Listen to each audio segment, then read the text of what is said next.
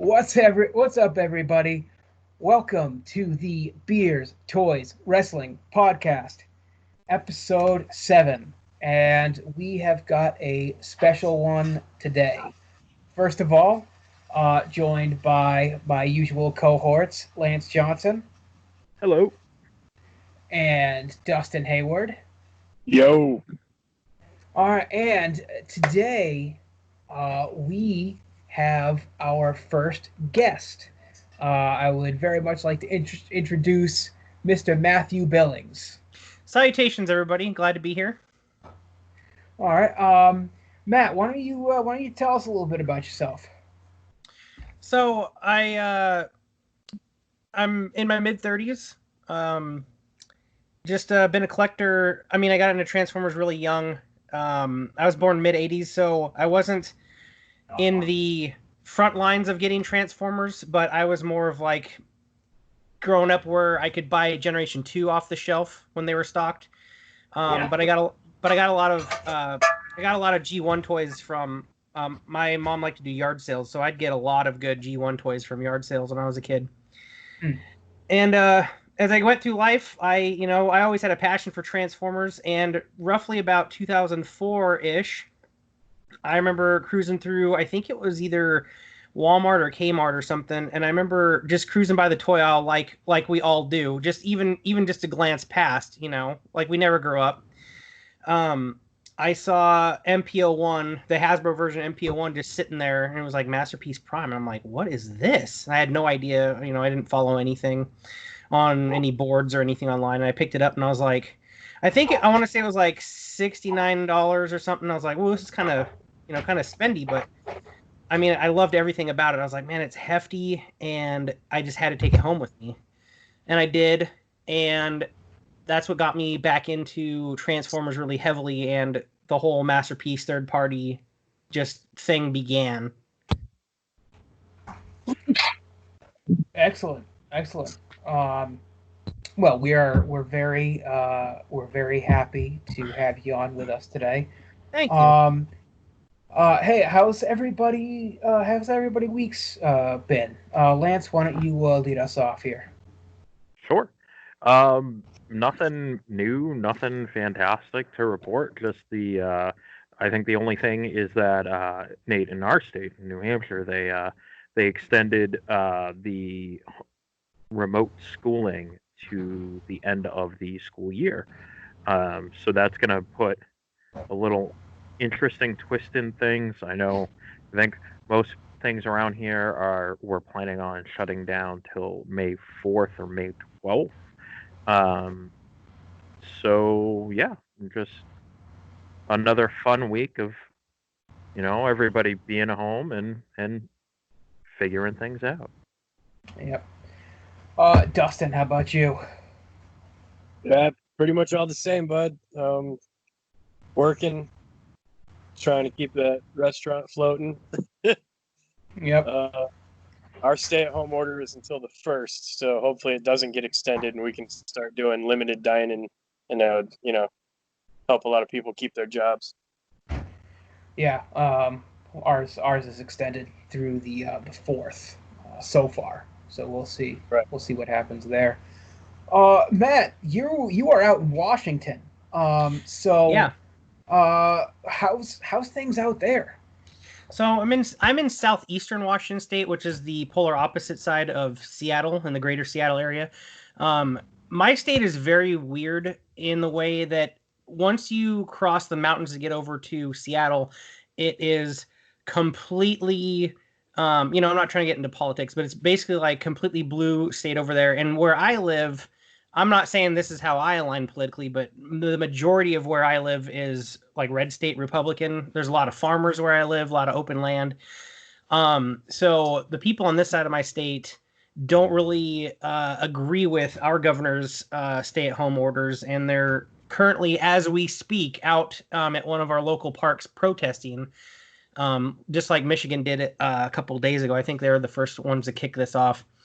Yep. And so I have just been staying home. I have way too many family members that I care about, and my wife works in healthcare, so she is already at constant risk every day. And I don't know, it's just been a life-changing thing. It's not something that any of us have lived through really. So it's just everybody's all, obviously getting something new, something to readjust to. My kid's school, so my kid is 5, so he was in preschool. His school got canceled early on, and I've been, with the help of my mother-in-law, we've been kind of, taking the reins and trying to homeschool him. And there's a difference between trying to be a parent and being a teacher, and it is kind of tough, if I'm being honest. I have to assume it's a vast difference. Yeah, having your kid trying to sit and like learn and try to teach them something and keep them focused when all they want to do is like they're home and they just want to go play and have fun and do their own thing, and it's just like, man. So that's taken some adjusting, but other than that, I think we're on the May 4th thing as well. And our governor has, like many governors throughout the United States, does like a live video update like every other day at this point and letting us know. Yeah. And nothing's changed yet. No extension or nothing sooner. So May 4th is our target at the moment. Yeah. Lance and I live only about an hour away from each other. We're both in New Hampshire. So yeah, it's that's pretty much the same. Here. One interesting development that I thought nothing has been decided yet. But because New Hampshire is, I'm going to knock on some wood here, one of the states that's not been hit too hard, is they're thinking about doing the NHL playoffs here in New Hampshire. Oh, spicy. I don't know if any of you guys have heard about this. Sununu is in talks with NHL. If this goes through, and I don't know who's going to be the deciding factor here, probably Sununu most likely, they would bus all 8 teams that are in the playoffs here, put them in quarantine for at least 2 weeks, and then play out the games with no crowd in the Southern New Hampshire University Center right up in Manchester, and do that way. Kind of be nice to have some sports to watch. Yeah. We've hosted the Frozen Four, the college playoffs here before. So, I mean, I would assume that they're talking about doing it though empty arena. Oh yeah, no, and no crowds. It would be televised, of course, but right. But yeah. Empty arena. It's interesting. I mean, there are a bunch of pros and cons for it. One of the Nesson broadcasters there, Gary Tangway, is just vehemently against this, thinking that we're going to have tons of people bringing in the virus to a state that has been on the low end of the infection rate. So I kind of get where he's coming from. Yeah, I can kind of see both sides on that one. That's an interesting point in general, in terms of quote unquote reopening and getting back to that normalization, because you have every major sport affected by this. So I have to imagine that even getting a couple of weeks of the NHL playoffs, that would probably be a boost to the economy, at least right away. Even if it's 8 teams, there's 30 guys on a team plus everybody that travels with them. Mm-hmm. So you're looking at probably around 50 plus people per team, and then across 8 teams, that's 400 people that are coming in, and 400 people who basically all make 6 figures spending money in the area, especially if they're going to delay the start for 2 weeks. That's interesting. I'm gonna keep an eye on that one, because that one. Yeah, we'll see how that one plays out. We'll definitely be able to keep up to date with that situation. Okay. Well, let's go on to the first of our topics. Let's go around the table. What's everybody drinking tonight? Lance? I am drinking a wonderful can of Coca-Cola. It's everything that you would want from Coca-Cola. It's unfortunately not the high grade McDonald's version. It is the regular store-bought version, but it is wonderful nonetheless. I have two questions. Yeah. A, no whiskey mix with this Coca-Cola? No whiskey mix with this Coca-Cola. Get out of here. Second question. And might I add that Lance go ahead. told me the night before last that he would be drinking during the podcast. So I did say that. However, on Saturday evening, no, it was Friday evening. Friday evening, not night before last. When I said that, we went a little bit too hard. And so Saturday we spent the day paying for it. And since I have to work tomorrow, I decided to not even go down that road. Yeah. It's a lot harder. All right. I'll excuse you this one time. Oh, thank you. I appreciate it. My other question, real quick. What's up with the McDonald's Coca-Cola thing? I'm not informed on this. So that's actually a reference between my wife and I. We have this debate. She says basically all Coca-Cola is the same. I told her no. If you go to McDonald's, the Coca-Cola from McDonald's is actually better, right? That's like your grade A Coca-Cola. Your regular store-bought stuff is kind of like a C. And I believe the reason is the ice, just because it melts a little bit and it's a little less fizzy sometimes and it's a little bit sweeter. Well, you also have that ratio of syrups added to the, it's the difference between a fountain drink and a store-bought like can or a bottle. Exactly. Right, exactly. It's that mix. It's the balance of the mix. So I assume that they do something a little bit different to the mix. I like the Coca-Cola from McDonald's better. I don't know. It's probably just me being weird. Perfectly fine. But that's where I'm at. The Coca-Cola from McDonald's is your premium grade A Coca-Cola. All right, excellent. All right, Dustin, how about you? Good old favorite Youngling Golden Pilsners, buddy. Nice. All right, yes, I do love Yinlings so much. That is a brewery that I would love to hit one day. Oh yeah. If I'm just like if I'm craving a lager, that's my go-to. All right, Matt. Yeah. How about you? What are you sipping on tonight? So I grabbed whatever I could in the fridge. It just had a few stragglers. I have a few Blue Moon mango wheats here. Oh, those are so good. Yeah, and then I have a Sam Adams. It's basically their sour. I forget what it's called at the moment. Cosmic Sour? That's the one. Yeah. Very nice. And then I didn't know how long this podcast went, so I have a couple Bud Lights in the very back for the backup here.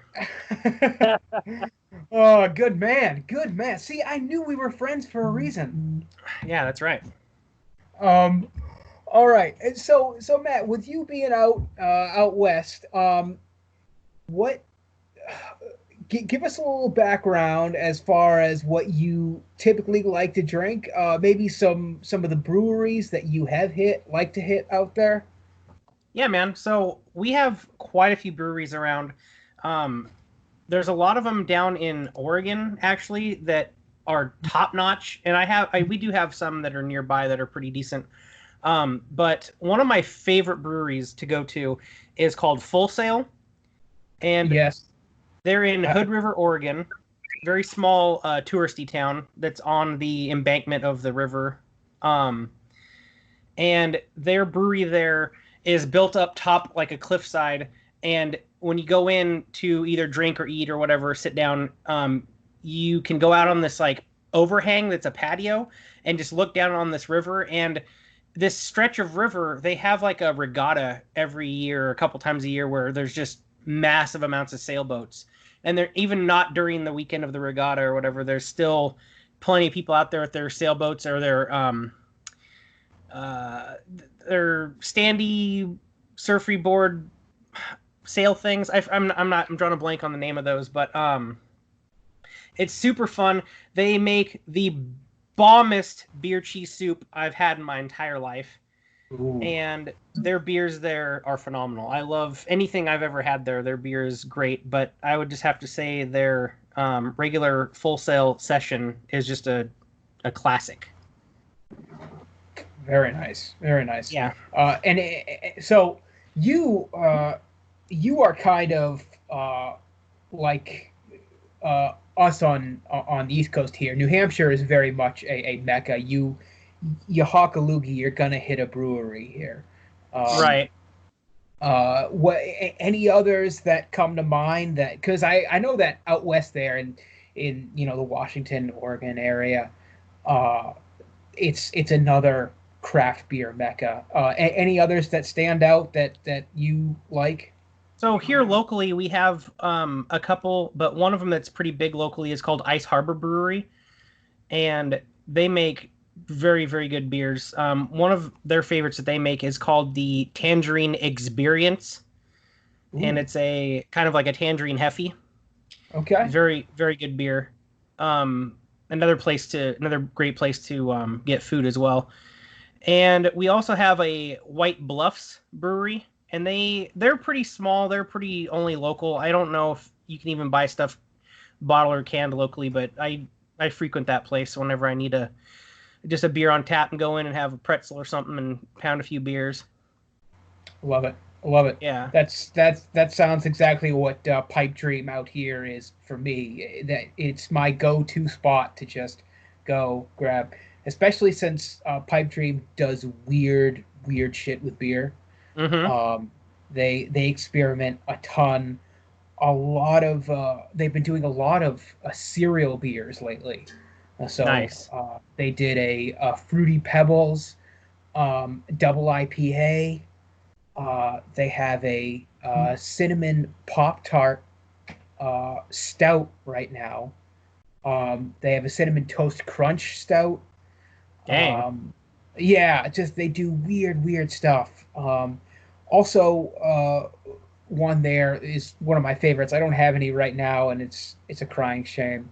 It's called Their Eerie Feeling, and it is a pineapple double IPA. And, oh, yeah. Oh, it's and they also go heavy on their beers. So not a lot of them are under like the 6-7%. A lot of times you'll get the 9 and 10s there. Mm-hmm. So you're always in for a good time there. I myself tonight am drinking something from another one of my favorite New England breweries, Mast Landing, which is up in Westbrook, Maine. They do a series of sours called All the Way Up, and it changes like every 3 months. They change the fruit combo they do in this sour, but this one is the blackberries and lime. Oh, it sounds great. It is. One thing I want to mention to you, Matt, and I know Dustin checked this out, and of course it was right before this whole stay-at-home order thing came about. There's a website called brewtodolist.com. Okay. And it's a lot of fun. You go on the site, they give you lists that you can print out. And they all have little tap handles next to the name of the breweries in your state. It's all by all 50 states. And so you could just, you fill in the tap handle of everyone you've been. It's a fun way to discover new things around you and just have fun filling in this list. So I have an app on my phone, something very similar. It's the app is called Untapped. Oh, I love that app. I use it a ton. Okay, yeah, I'm on there. Okay, well then I will be sure to add you later, because I don't utilize as much as the social networking aspect of that app as I could, and especially that app's fun because you can earn trophies and stuff by just checking in various places. Right. So I need to get up on that more. So try to give you guys a good sound bite here. Oh yeah, that's what I like. Yeah. Alrighty. So let's move into our toys section here. Let's start out just by going around. Anybody get anything new this week? Lance? Not this week, no. Dustin, how about yourself? Well, I bought 2 things, but I'm waiting on them to come in the mail.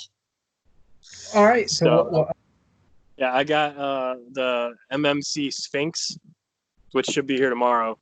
Ooh, Okay. I bought from Chris. And I'm looking for a Zeta Jazzy, and I can't fucking find one. So what? So why are you going after the Zeta one instead of Make Toys?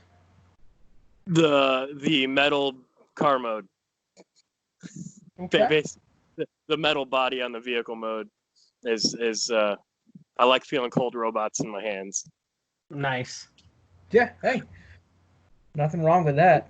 Yeah, other than that, Storm Collectibles Bane. I'm waiting on him to come in the mail too. Oof. Nice. How about you, Matt? And also, I know that you made a fairly large, sizable purchase this week. Oh yeah.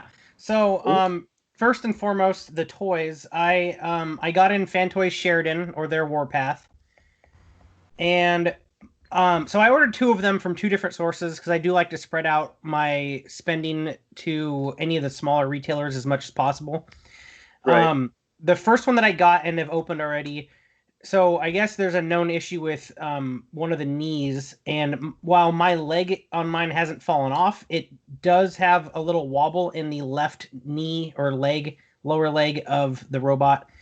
And I guess Fan Toys has already acknowledged this, and they're sending out like new, like better fitting screws or hardware or something for it. Okay. Not really sure how. I've never understood that aspect of it, of how they know that it's a problem so early on in the release, but like they didn't catch that as they were leaving. Yeah. I don't know. Just like video games, man. They're pushing them out there in hopes they can patch them later. Right. Oh, yep. And then I also opened NECA Toys Slash. NECA Toys, they're doing hot and heavy with their Teenage Mutant Ninja Turtles line, and their most recent release is a wave of Turtles in Time figures, and so they have the Art Deco of like pixelated looking, and Slash is a little less on the pixelated paint.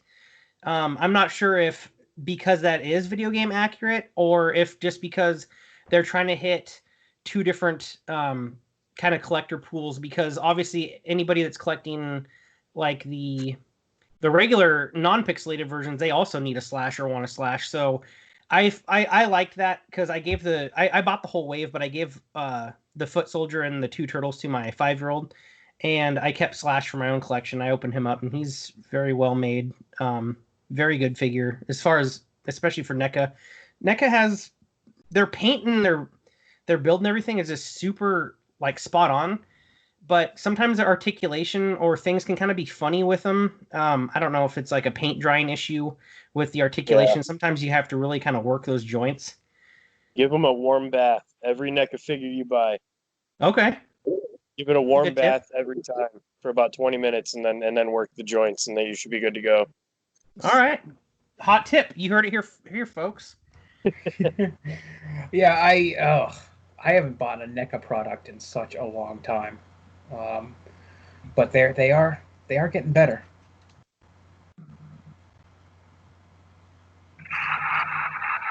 What about you, Nate? You got anything?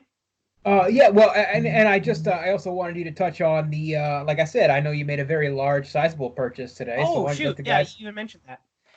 So yeah, we put in an offer on a house this last week, and we first lowballed the heck out of them, because my wife really likes the house. I also like the house a lot, but with any house or anything really that you're shopping for, there's kind of pros and cons. This house has a horrendous driveway. I joke about it. It's probably the joke's probably going to fall a little flat here, but I joked about it and said that it has a Seattle driveway because Seattle is basically all hills, and you have to park at like a freaking ridiculously steep incline. This driveway... up when you go up into Michigan from Indiana, there's a lot like that. Oh, yeah. Okay, good. Yeah.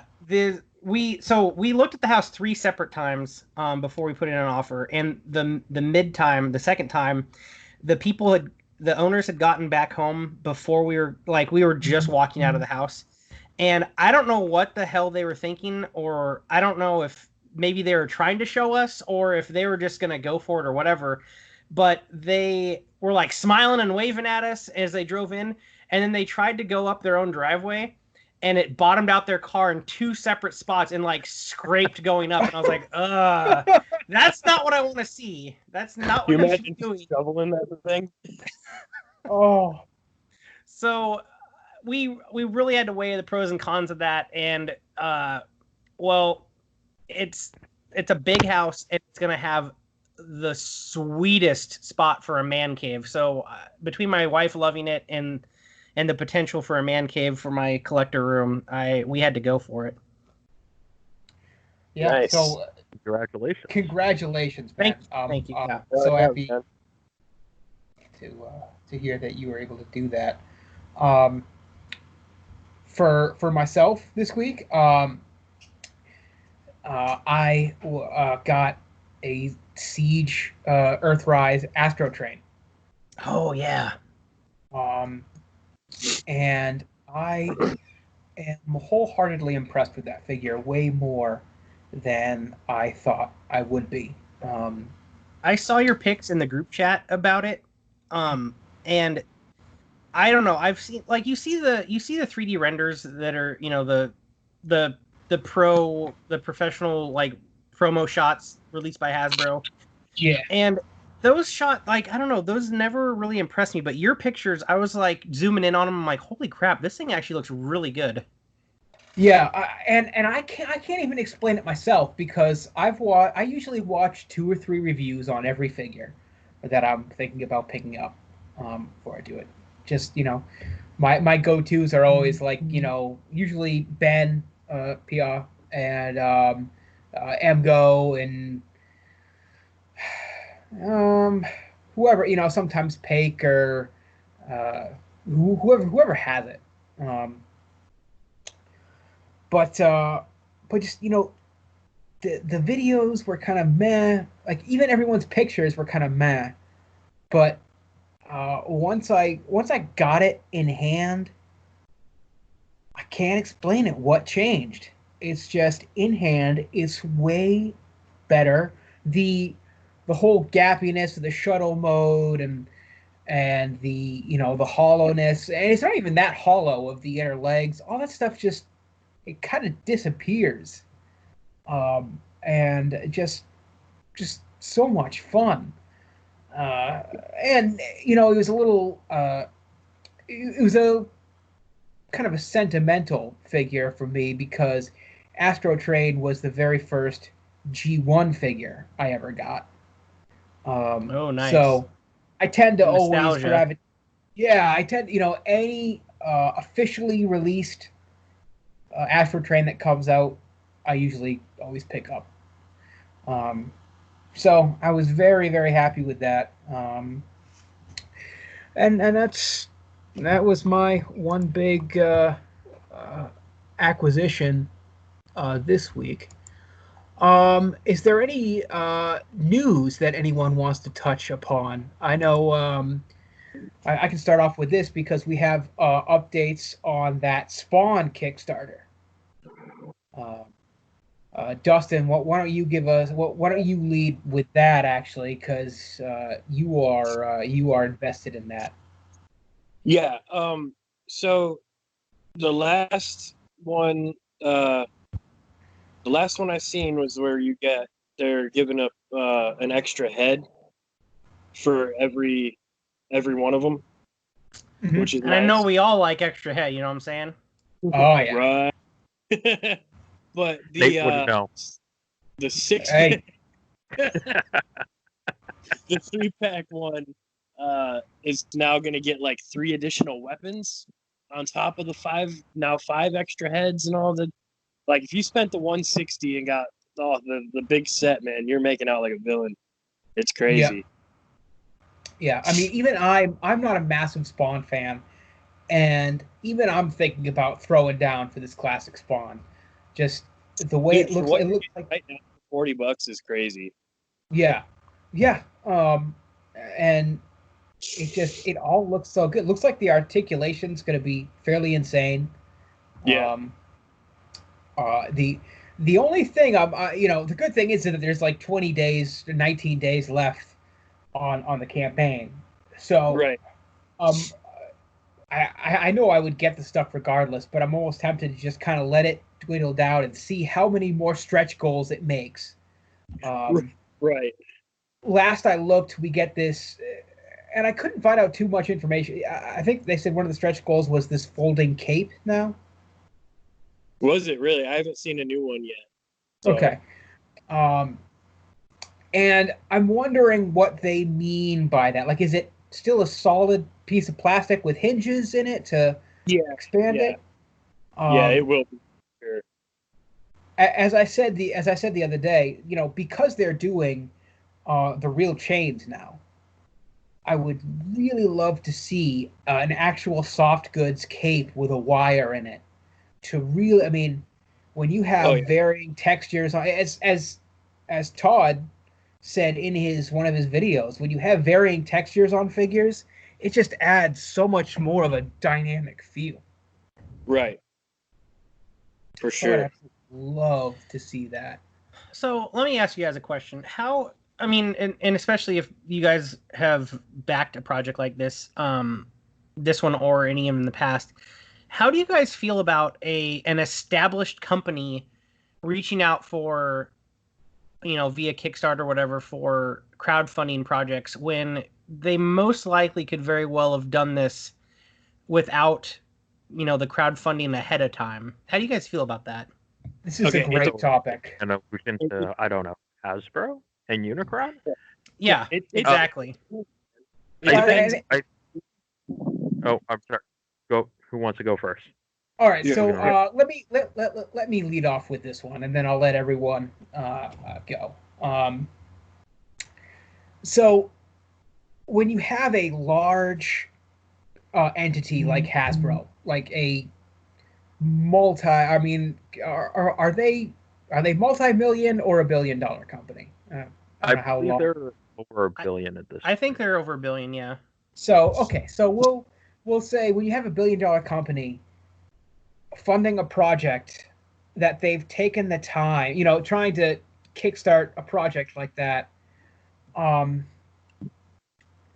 I feel like it's the sort of thing where they don't have enough faith in their own product, and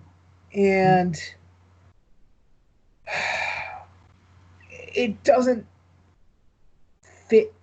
sit too well with me. I feel like it's something they could have done all themselves, and probably could have done it for a little cheaper than the asking buy-in price.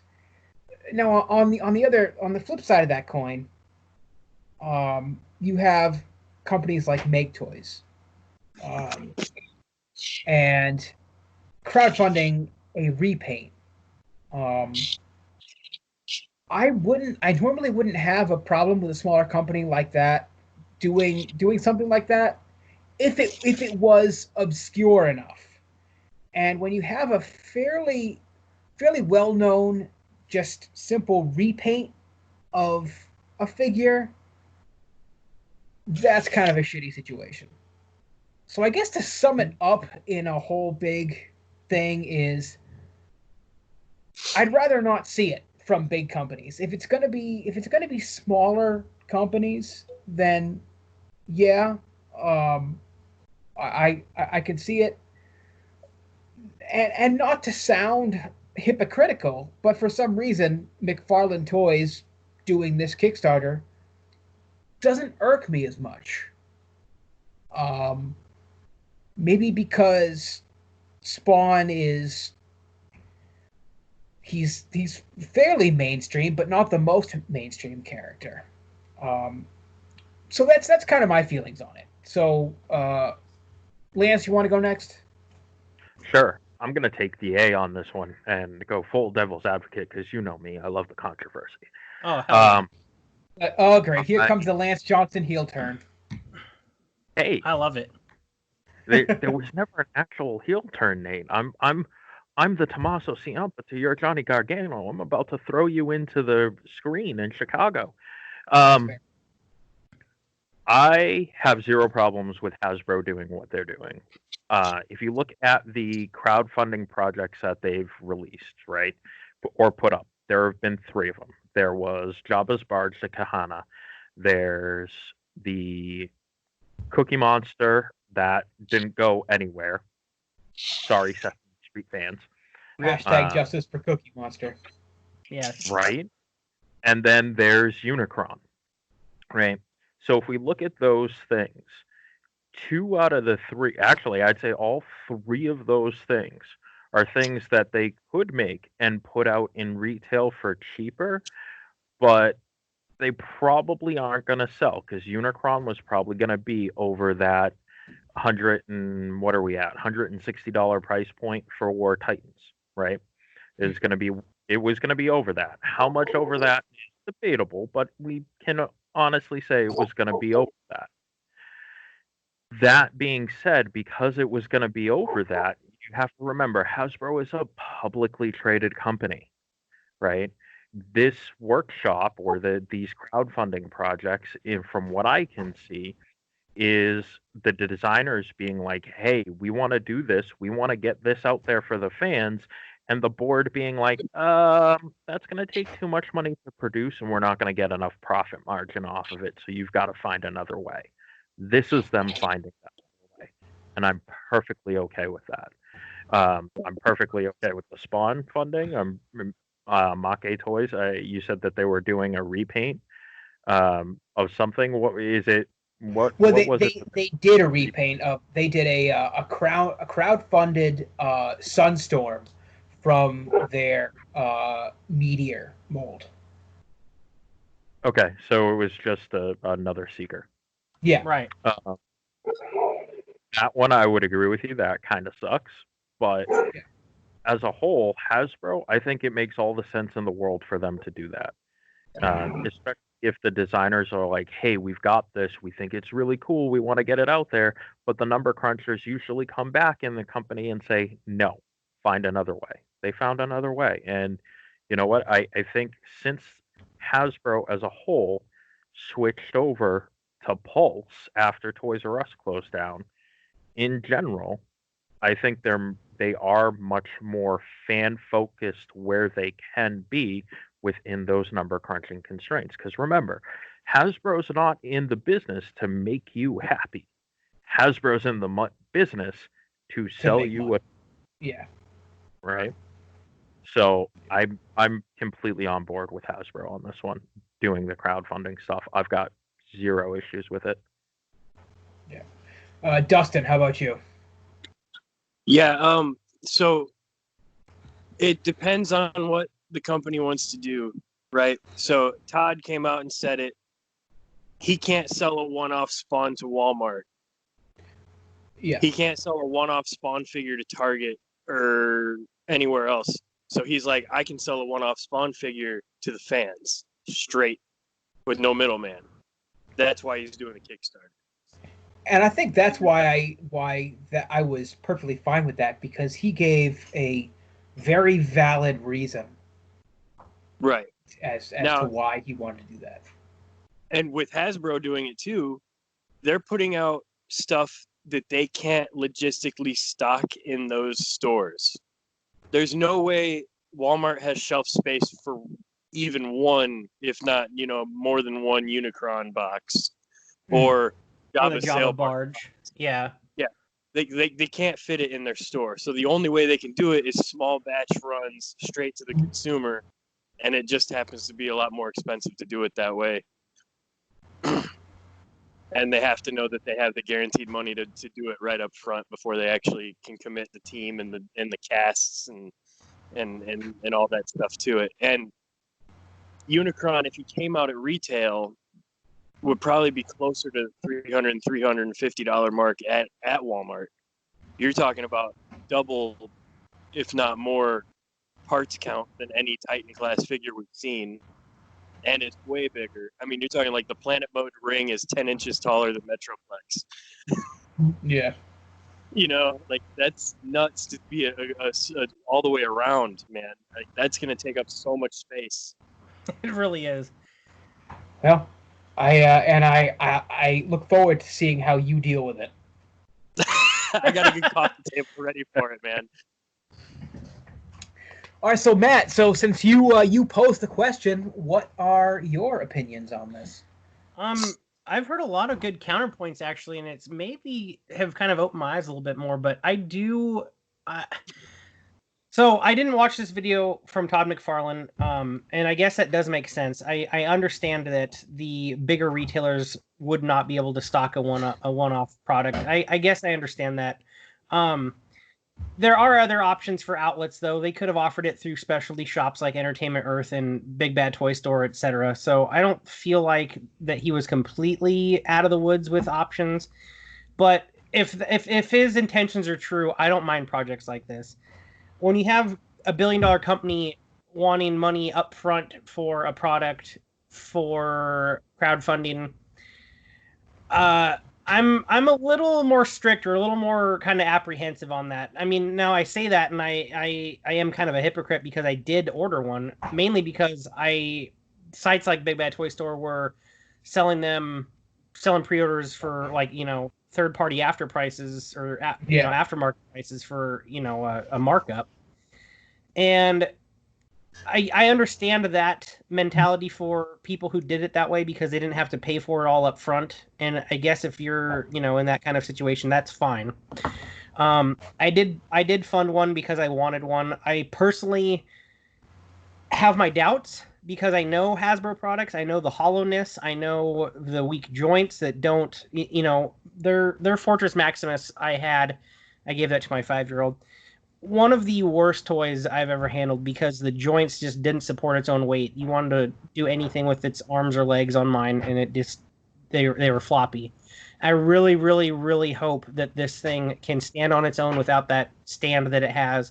I hope that it can strike a pose, lift a leg, have its arms, lift up some smaller figure, and have the joints hold.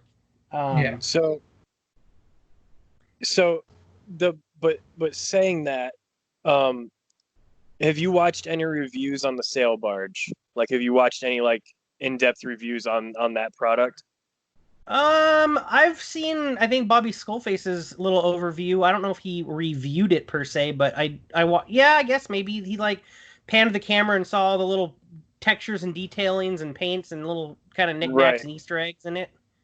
Right, and like it had like the cloth sails and everything. Like, I think Hasbro this Unicron is not going to be like any other Hasbro product you've ever had. I hope that's true. I honestly they can't fuck it up because they'll never be able to crowdfund anything again. If they mess it up, they will never get a crowdfund again. Yeah, the teasing will be dead in the water. Absolutely amazing. I was fortunate enough to be at a comics shop when the owner got his in on that day. It was a day, Nate, you know Dacre. I happened to be out with him. Oh, wow. The Kahana, I didn't want one. I'm not a Star Wars fan. And then I saw it in person, and then I was like, maybe I might have to get the next thing that Hasbro comes out with. But yeah, the Kahana is amazing. It was definitely worth it for Star Wars fans. I don't think I've heard anybody complain too much about it. Yeah, I've seen a few different reviews, and I was sitting there like, man, I don't fuck with the vintage collection or the 3 3/4 Star Wars stuff, but it's like, man, it looks so good. Oh, I would so hard. And you know, go ahead. I was just gonna say, so for more or less otherwise unobtainable items, I guess I don't mind it. I've definitely participated in enough my fair share of crowdfunding projects. So I don't know. Hasbro is the first real big company that I've participated in one. No, knowing that they would have otherwise had the money to do something like this, I think themselves, if the shareholders didn't, have so much power over the creative aspect of the company. Well, I mean, it's a corporation, right? Like any big corporation, it all generally comes down to the shareholders, and are the shareholders getting a return? At the end of the day, Hasbro's in business to make money for their shareholders and for the company. And that's one of the downsides of publicly traded companies. But, at the same time, like I said, if the designers are like, hey, we've got this great idea, we want to get it out there, and they do a great job with it, I've got no problem with it. And Lance, you make some very good points there. Things that I didn't necessarily think through 100%. And yeah, I agree. And yeah,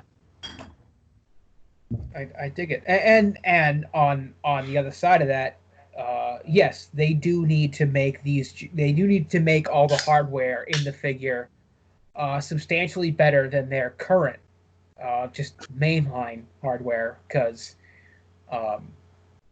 Dustin, you hit the nail on the head. They'll never be able to do anything again if they screw it up. Yeah, it'll be the end of HasLab. Like, if they mess up multiple people's like $600 purchase and not make it worth it, nobody will ever do another funding again. They'll be like, well, I'm not paying $500 for a hollow piece of trash Sentinel that they're about to do. Yeah. God, I hope it's master mold. I hope it is too. I really do. But then I want a 1/12 scale Blackbird. I'm all in. Oh, hell yeah. Oh, yeah. That would be fun to see. Yeah, dude, it'd be like 5 feet long. So, real quick, I'm just looking at this. I have this website for the Spawn Kickstarter pulled up. So he originally was needing $100,000 goal, and it's at 1.6, almost $1.7 million. What? Yeah, So I understand they constantly, go back and revise and add little perks or features for the item or the project. But like, he was saying he was going to be able to make this figure for $100,000, and now he's at 1.7 million. Like, after he meets the quota of all the backers stuff, like, is this guy going to just pocket like $1 million on this? I don't know, but I mean, like, it met the $100,000 goal in 12 minutes. Damn, there's a lot of Spawn fans out there. It has to sit up there for like the 28 days, so he's like got no choice. He's just sitting around going, well, I'm just watching this thing make money, right?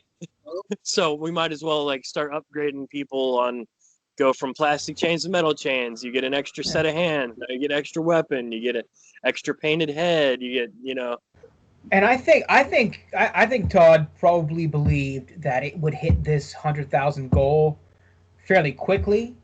Based on his update videos, I don't think he realized how quickly that would happen. But it has. So I think he in his mind had a plan on all these add-ons for the figure. We're probably going to happen anyway. I just truly believe he didn't realize how quickly it would happen. Right. So it looked like at first he was going to make the figure and not make any money on it, just based off like how much dye, I think they're the dyes or whatever cost to create for the molds. Yeah. Like, that is a substantial chunk of money. And for $100,000 to be like we'll make it if we hit that point, he wasn't going to make a single dime off getting it out there. But now, obviously, he's going to be putting something in his pocket. Heck yeah. Yeah. Or he could take it and use it to spin off to another project, right? Because that's basically what Hasbro proceeds from the Transformers movies, right? They took that out, and then they took that money and pumped it into Generations, and that's when we started getting all the Titans, and then basically going back again and revamping all of their old products and basically reproducing G1 over the last 10, 15 years. And I think as far as news goes, I'm personally not a statue guy at all, but I am salivating over Prime 1's new offering, which is Ash Williams from Evil Dead 2. They nailed this thing completely. It is just, it comes with an alternate Deadite head, which is just so wonderful. So for those of us who are big Bruce Campbell fans, I'm excited for anyone who gets this. I'm not a statue fan, and B, I don't have the $1,500 to drop on it. So yeah. All right. So, Matt, you Yes, sir. for a quite a while owned a company. Yeah. Titan One Toys. Yes, sir. Whose stickers still are on for my shelves. Hell yeah. So, I would like to just give you the floor. Tell us how you decide to start this company. How, why, anything you want. The floor is yours. All right. So in 2015, my wife got accepted to pharmacy school. And she had to start the fall of 2015. Now, we were a dual income family even before we had kids. We were both pharmacy technicians, and our combined income together was around, I don't know, 75, 80 grand a year. So we weren't hurting, but that's still technically lower class. And I had bought a house. I bought a house when I was 23 years old, all by myself, my own income. I had just basically from a rough childhood and having to grow up relatively quickly, I was always good with money and responsible. And so I had good enough credit and a stable job where I was able to buy my own house early. I did that. My my wife at the time, I don't know, fiance, moved in with me, and she got, I don't even remember exactly. It was so long ago. I don't remember exactly, but her mom is a nurse, and my wife always showed interest in maybe following her mom's footsteps, or at least being in, healthcare at some point. And I was like, dude, I work with pharmacists, and they're pulling and this was back in, I don't know, 2000, whatever. I'm like, they're pulling $60, $65 an hour, that's a good job. And, at the time she'd already finished prereqs for medical science or whatever at WSU. So she was already basically halfway there. And I was like, you should look into the pharmacy program. And so she did. And it took her an extra year of doing very specific prerequisite classes specifically for pharmacy school. So she did that, got accepted into pharmacy school. So that was it, 2015. And because she had to do school full time. And so because of that, we were going to move down to a single income family, which was cutting our income in half of what I just mentioned earlier. And we ran the numbers. And no matter which way I was looking at it, I was like, this is going to be too paycheck to paycheck and too close to stay afloat. And I had been independent since the day I graduated high school. So this was very, very, very hard decision for me. But we ended up selling our house and moving in with my wife's mother, or my mother-in-law, while she went to pharmacy school. And during that same year, because it's so weird, pharmacy school at the time was super hard to get into. It was very limited. WSU was only accepting 90 students a year, and it was really cutthroat. And we didn't want to wait, put our lives on hold. So we ended up having a child, and then she got accepted to pharmacy school. So we're kind of moving a little bit backwards with how you do things in life. So I was like, I don't know any other thing, you know. So we ended up selling our house, which gave us a good chunk of change because we did have some equity. So that actually helped us for a good year or two, as far as the lost income. And we were paying her mom rent, so it's not like we were squatting or anything.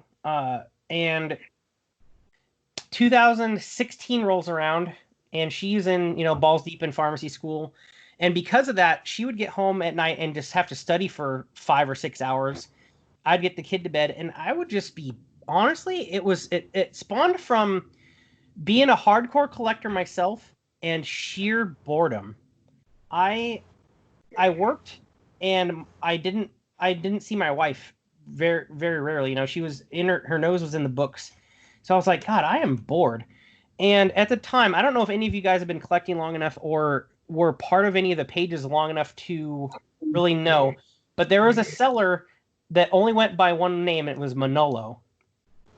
And Manolo was based out of California, and he just had his own little Facebook kind of page. Everybody, most people knew about him, especially at the time, even before Hardcore Collectors web's Facebook page. The primo page was the Cybertron Cafe, and Manolo would post on there, and he's like, "Hey, man,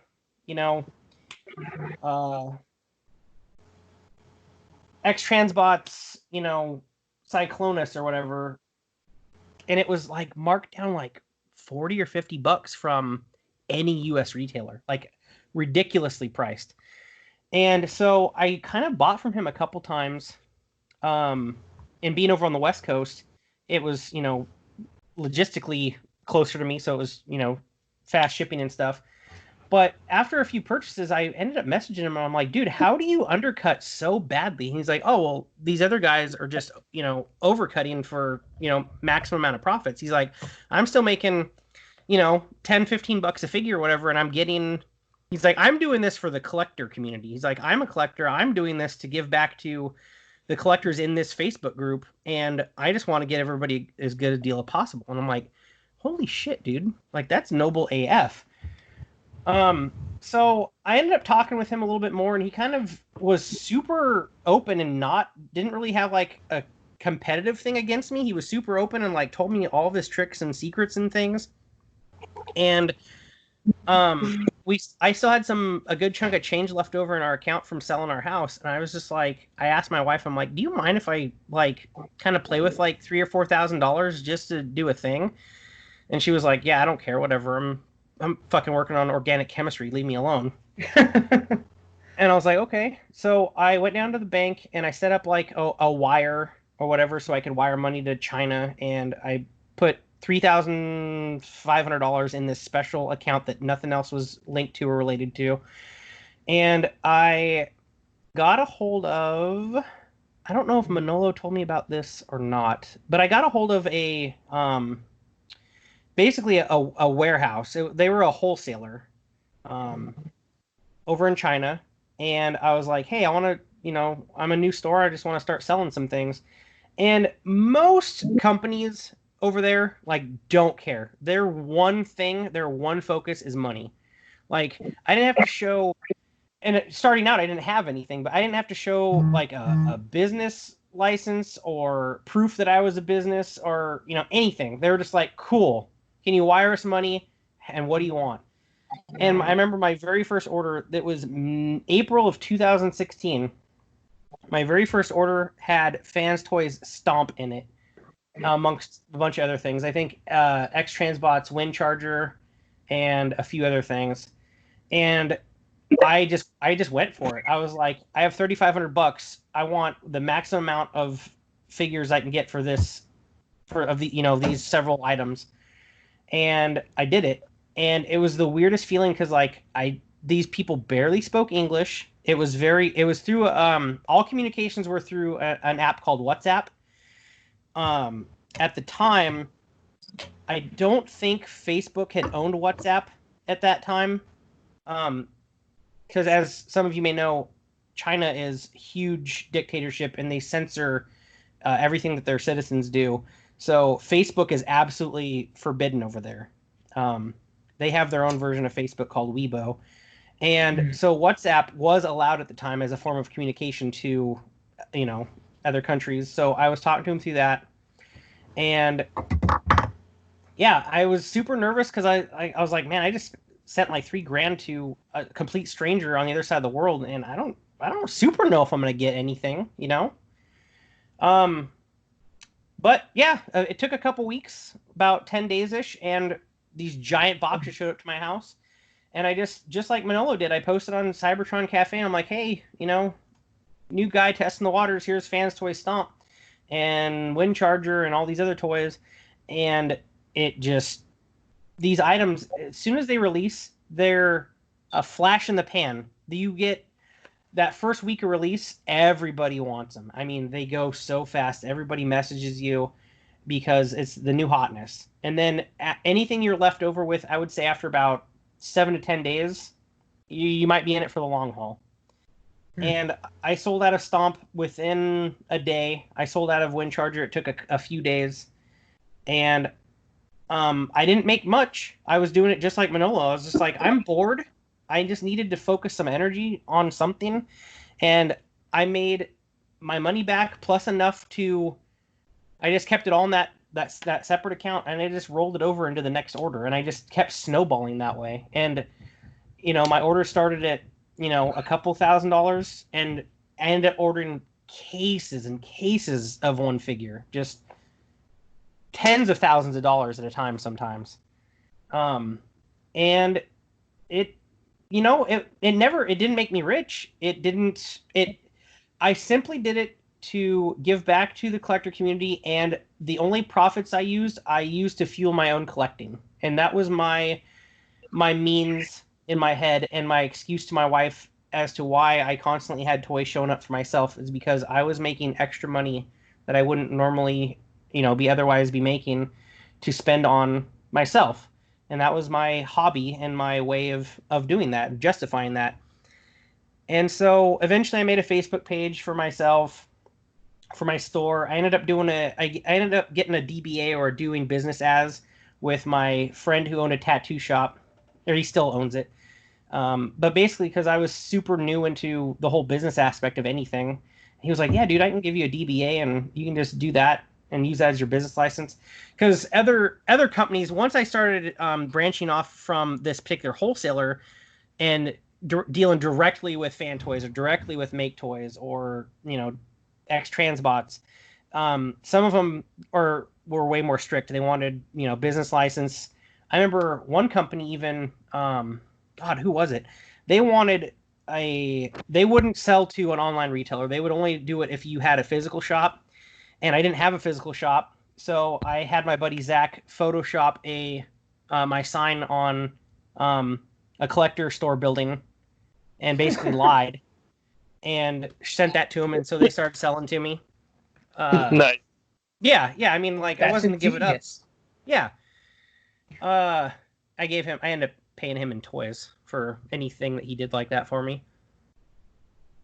But yeah, I mean, I remember Bad Cube was probably the best and easiest to work with because they were just no bullshit. Like later on in this, so that was 2016, and I stopped in January of 19. So I did it for three whole years almost. Actually, I didn't stop in January because I was waiting on X Transbots. I had pre-orders from a lot of people, and I was waiting on X Transbots' overheat. But anyways, yeah, I remember Bad Cube was the best and easiest to work with. They were just a no bullshit kind of company, no drama. They were just like, give us the money, here's the product, and they shipped so fast. I mean, I'm 3 days from China, and I had it at my door. It was fantastic. Wow. And yeah, and I remember one of the highlights of my short career in selling toys was Bad Cube was releasing their version of Gears. It was Bad Cube Grump and whatever the, off painted one of that was. And I got it. It released in February of, I don't know, either 17 or 18, whatever it was. But it was right. I got it literally like days before Chinese New Year. And the big retailers like Chosen Prime or Big Bad Toy Store, they missed the window, and theirs weren't showing up until after Chinese New Year.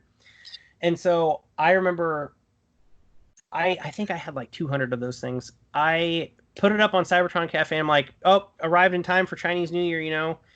And I didn't know at that moment, but the other retailers weren't getting it before Chinese New Year. I think Brandon from Chosen Prime had already posted that they weren't going to get theirs in time. And Big Bad Toy Store is always like the last to get things for whatever reason. But yeah. I inadvertently stole a lot of business from other retailers on that guy, because I sold out of him in less than 24 hours. And that was like the busiest time I'd ever had selling figures, was from Bad Cube Grump. It was just crazy. Nice. But anyways, I just went through the motions. I kept selling. I kept snowballing it, and I kept getting bigger and bigger as far as stock and product. And honestly, after we had our second kid is when I lost the wind in my sails. We had another kid. My wife and I, we kind of decided we weren't getting any younger.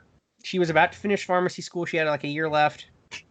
And she actually has or had, I don't really know. I'm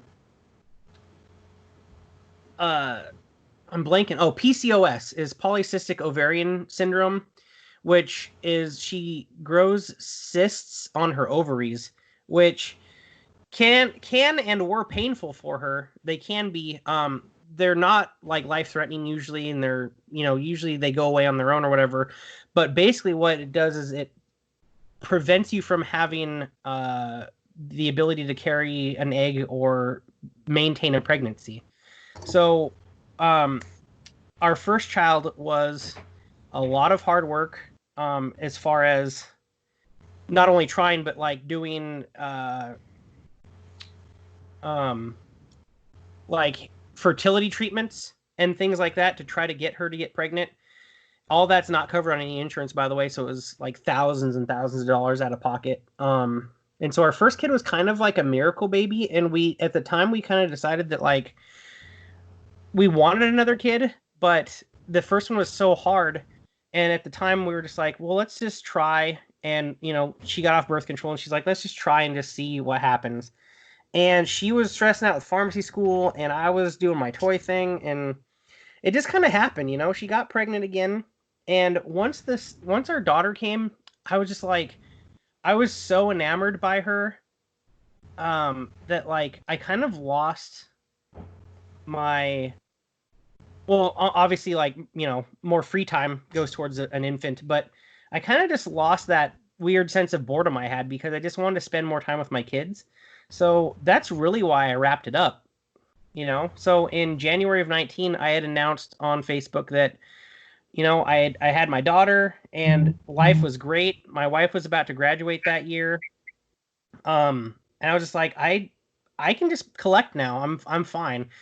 And so I had, I don't know, a couple figures at the time left over for pre-orders that I had taken money from people. And I was like, look, X-Transbot's Overheat or Drag Strip is going to be the last figure. And at that time, I think he was scheduled to come out in January. So I thought that's why I was making the announcement. Turns out he ended up getting delayed to like May or June, but whatever. Yeah. And so, yeah, I was just like, you know what? I'm done. I'm just going to spend time with my kids. And it was really, really, that was it. There was no, things were kind of getting filled with drama on weird aspects of selling. There was a lot of backdoor drama that, like, I never enjoyed that about selling. It was, some companies would sign exclusivity deals with other companies or retailers. So then we had to order specific branded things from other retailers, and things just started getting convoluted. Shipping kind of went up at some point during the middle of it. They started shipping everything based off of I can't remember what it's called right now. I've had too much to drink. Volumetric weight. That's what it is. Okay. So rather than measuring every single package or shipment by dimensions and weight, they just did it by dimension of the box and then build you for the maximum amount of volumetric weight that these dimensions could hold. And that was it. And so shipping went up. And a big thing that went up that a lot of people don't realize is the cost of printing materials went up in China for some reason about a year and a half ago. And so your collector cards that most third-party companies give you, your instructions, your box art. If any companies about a year and a half ago started losing color or fun-looking box arts and things, it was due to an increase in printing costs. Like the ink, the materials, everything over in China for some reason just shot way up. So a box that may have cost them 2 cents to print was costing them 12 or 20 cents to print. And so everything was going up. And because of all the things going up in price, my margins, my ability to pass on the savings to my customers that window was getting smaller and smaller. And so in a roundabout way, that also had an effect on my reason for wanting to give it up, because in the end, I think I was only undercutting retail by like $5, or at the very least, like including shipping with a full retail price figure. And that's not really why I started it. So I was kind of losing the fun in it for me anyways. I will say real quick that I forgot to mention earlier, out of all the companies that I dealt with and did business with, Takara by far is like one of the worst ones. They offer like zero aftercare. They're super hard to stay in contact with. They have all these crazy requirements, and they're just not like very friendly. I don't know. Yeah. I have an uncle who owns a retail store down on Cape Cod. It's kind of like the town's department store essentially. Uh-huh. And he says Hasbro is pretty much the same way. So that doesn't surprise me all that much. He said that, in order to deal with Hasbro, you need to be buying in stupid amounts. Mm-hmm. And anything after that purchase, they just kind of leave you flapping in the wind. And that's, Yeah, they got their money. it. They're done with you. Yeah. Yeah. However, I did not know about that printing thing, so it almost makes me appreciate companies like Open and Play more. Yeah. Yep. Exactly. Do you mind if we all come around at you with some questions that we may have? I would love it. Yeah, I don't mind at all. Okay. First of all, why don't we start off with you telling us how the name came about, Titan One Toys?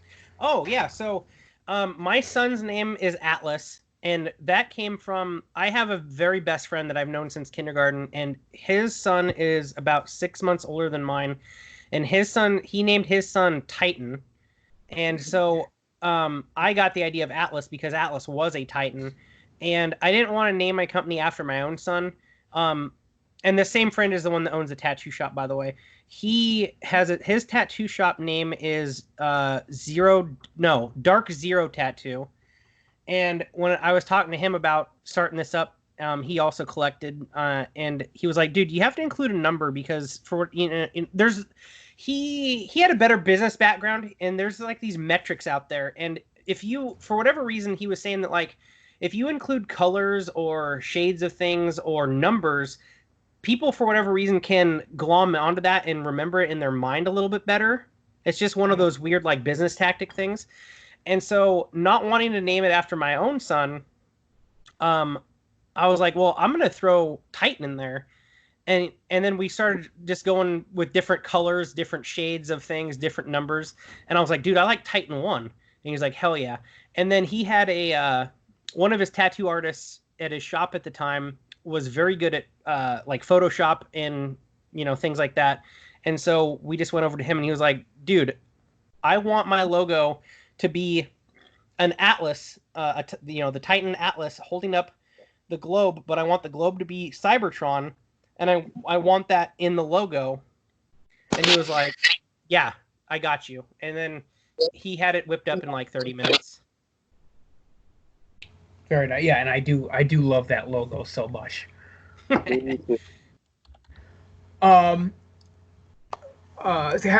about you guys? Did anybody have any questions they wanted to ask?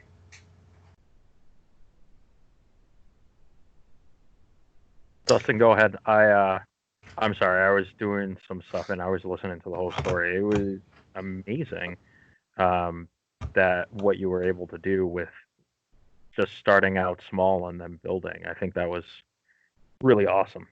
Thank you. Yeah. Dustin?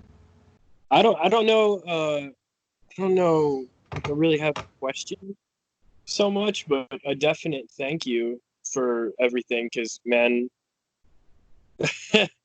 I love dealing with you. That was excellent. And then you know, turning me on to Agabus, which is now my favorite person to get third-party transformers through. Yeah, dude, Henny is great. I love him. Yeah, and then after being screwed over by Will so bad. I'm sorry, what was that? Said after I got screwed over by Will really bad. Oh, yeah. Yeah, a lot of people did. I'm sorry about that. Yeah, it's whatever, but I mean, yeah. Makes you appreciate the times you had with good people like yourself. Yep, thank you. So Matt, you said towards the end of it there was some drama and stuff that you didn't really like. Are there any examples of interesting scenarios you got yourself in that you'd like to tell people about? So there was always this weird, not always, but I would say halfway through doing what I did, they started being this weird like secrecy thing. There was definitely alliances between companies, wholesalers, other retailers, and always this drama was like building and rooting. And like when I mentioned BadCube earlier being super easy, never with them, but like other companies, I was like, okay, hey, you know, you have this coming up, your pre-orders are popping up, and you know, I want to order this, and they're like, oh well, but did you order this with us last time? And I'm like, well, no, because my customers didn't have interest in that. Oh, well, I'm only going to sell you, you know, so many of this then because you didn't order anything of this one from the last run. And, you know, several companies were doing stuff like that. There was the Toy World and then now Zeta drama. And that was kind of more or less public, or it got more public, but shit like that was happening in the background all the time. Like companies, designers and companies and workers in the factories, everybody was constantly like screwing each other. And I know things are different in China. I understand the level of, you know, poverty and things and the dictatorships over there. But like if they could make a penny more doing something differently or shady or doing business with somebody else, they're going to take that penny more. Like, they don't care. That is money in their pockets to them. And so there was no real loyalty or kind of like professionalism like there is over here. So that kind of was lost on me a little bit, and it started getting frustrating. One example that got really under a lot of people's skins, a lot of other retailer skins, was the Chosen Prime. You know what? I don't even care if I say this anymore because it's kind of old news, but the Chosen Prime would show up to conventions and business meetings and smooze the hell out of companies. And they got exclusive rights in the United States with Make Toys or Make Toys to sell their products. So rather than us smaller retailers, and even I think Big Bad Toy Store and stuff like that too, have to go through the same route now. Other than getting toys through Make Toys through directly from them or a wholesaler in China, the only sales coming from the United States had to be purchased through Chosen Prime. So Chosen Prime would order from Make Toys' factory and get so many, and then they set up a wholesale side of sales that other retailers like myself and everybody else has to order through to sell Make Toys in the United States. Now, of course, there was roundabout ways you get around this. There was other wholesalers in China that didn't care because they still want money. They would sell to you, but Make Toys at that same moment started doing the serial code or barcode, not barcode, but like a serial code number on their boxes. And so if there was anything wrong with your toy, if you needed any kind of aftercare, and you were in the United States, if that purchase didn't come through Chosen Prime appropriately, then you would be denied your aftercare because other retailers weren't going through the appropriate channels and honoring the exclusivity deals. And other companies, Chosen Prime and other companies, were trying to do that all the time. And I think when I left, and I don't know if this is any different now, but when I left, the only company that was really holding out was Fans Toys. Everybody wanted exclusivity deal through Fans Toys, and they would constantly smooze them and take out their executives or their business people to dinner anytime they were in the States and try to wine and dine them. But it didn't work. They held strong for whatever reason, and I always appreciated that. I'm glad you gave us that piece of information. I've never had any ill will or anything towards Fan Toys. I love to get in on all the kind of picking on Fans Toys because their ravenous fan base just kind of they've kind of brought that reputation on themselves. Sure. And it's just fun to poke around with. Mm-hmm. But that definitely gains points in my book.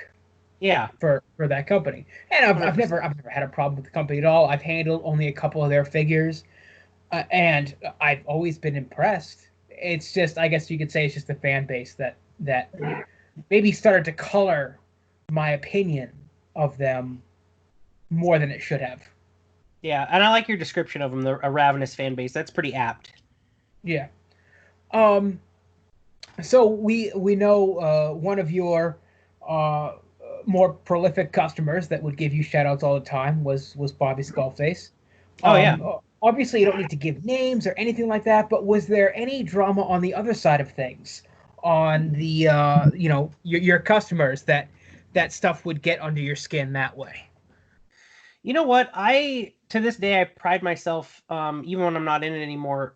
So I mentioned earlier that after the flash in the pan, if you're outside of that release window, stuff would stick around. So at first I didn't have an eBay account set up, but I ended up setting one up because I couldn't sit on stock too long because I wanted to always roll the money into the next thing and grow. So I ended up opening an eBay account and selling off the remaining stock I had. And to this day, I have a 100% feedback rating on eBay. Anybody who's ever reviewed my Facebook page or, through PayPal or anything, I have 100% across the board or 5 stars or whatever.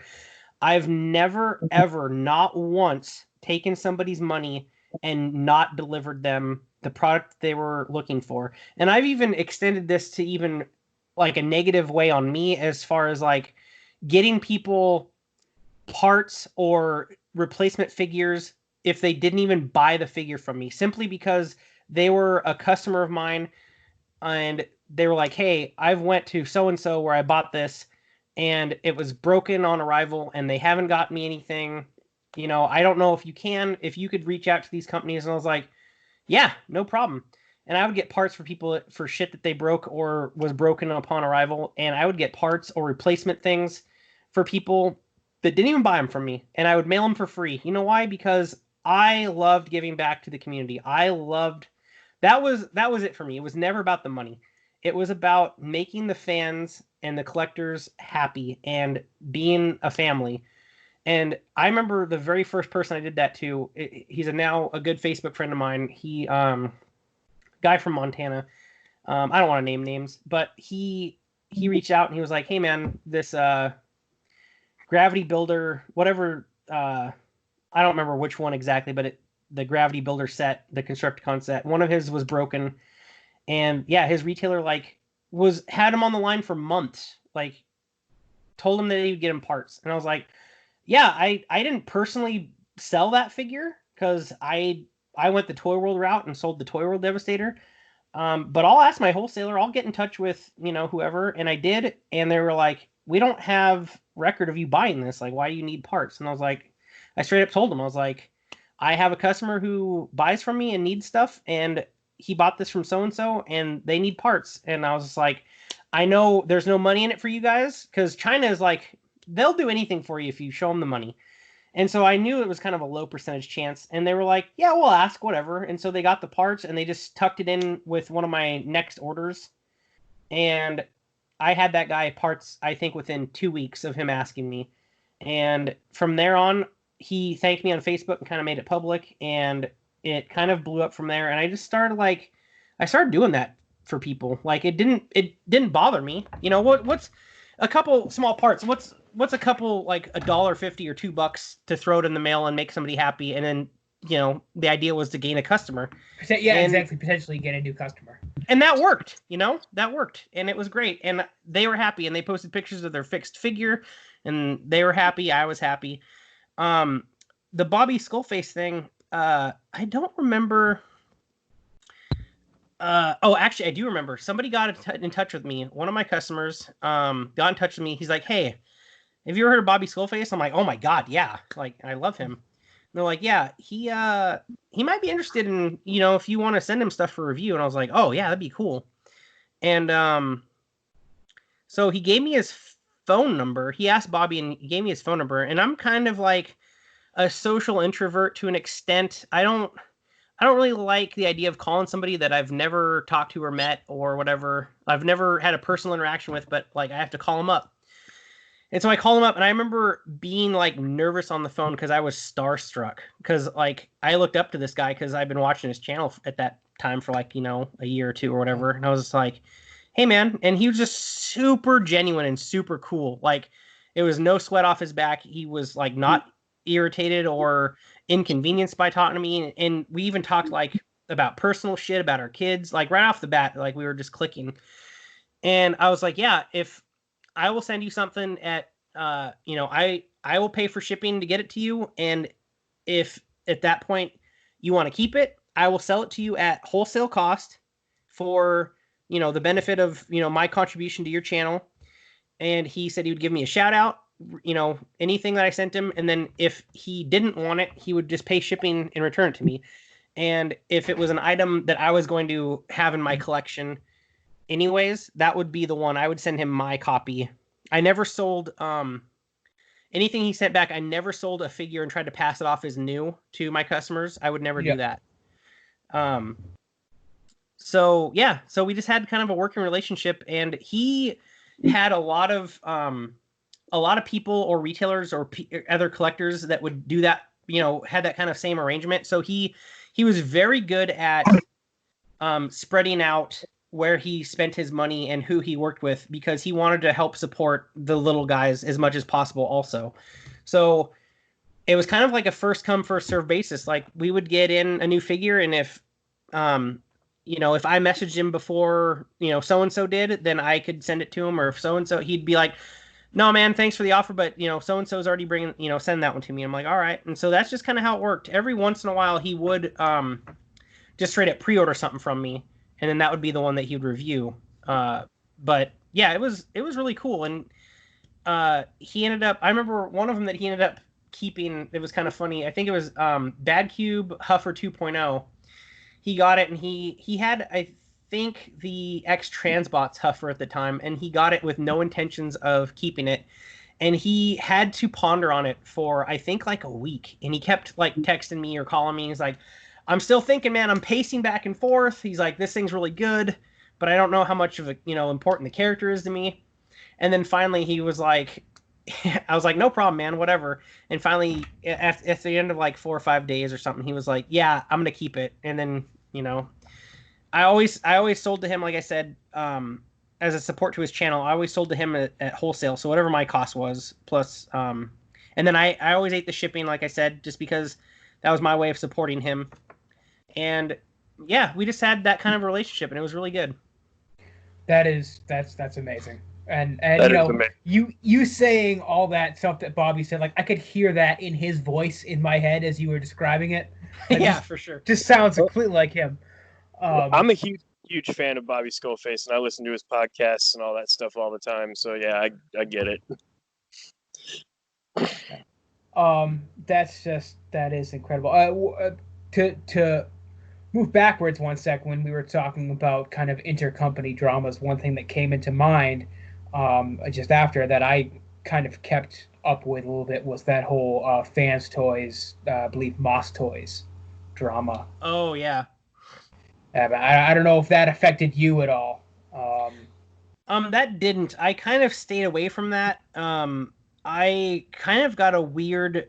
I don't remember who my source was, but I got a weird kind of sniff or rumbling about that pretty early on, and I had put up a couple pre-orders for Moss Toys, and nobody was biting on them because like Bobby did the box art for a few of their products, and I wanted to support them because of that. But if I'm being brutally honest, like I thought their product that Space Bumblebee looked terrible.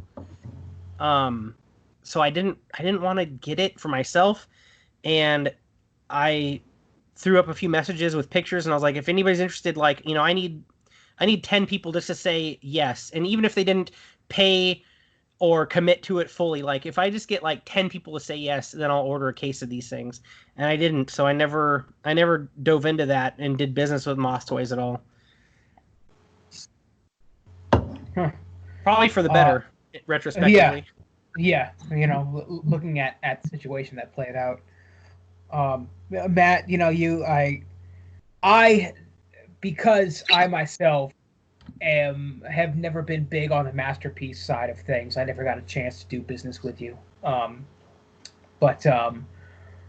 Just on behalf of the entire community, you know, thank you for everything that you did over the years, because this hobby needs more people like you. Yeah, thank you, man. And it's a shame that there isn't more like you. I agree.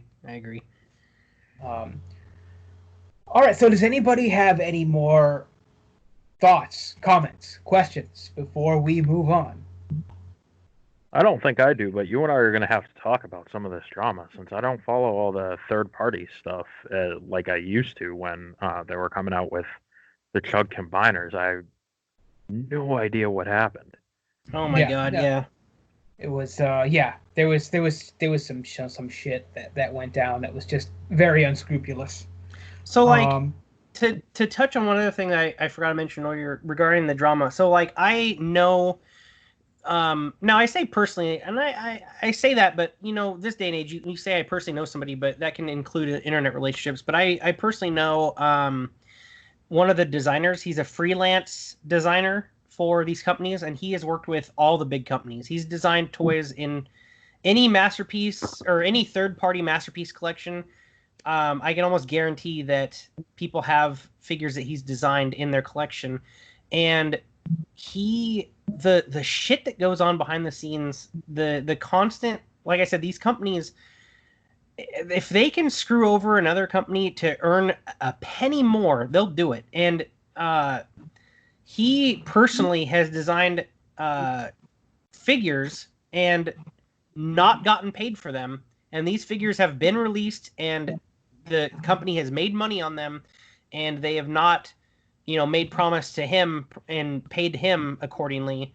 And that includes cash, that includes stock of the figure so he can sell himself, or, you know, just have or whatever.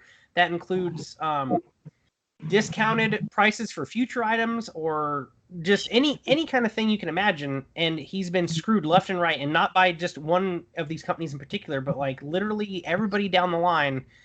I don't think like Fans Toys has screwed him, but I don't know. I can't say that for certain, but it doesn't sound like they have a little more integrity as far as that goes. But yeah, it's quite amazing and before meeting him, or before, you know, getting in touch with him online, I had no idea.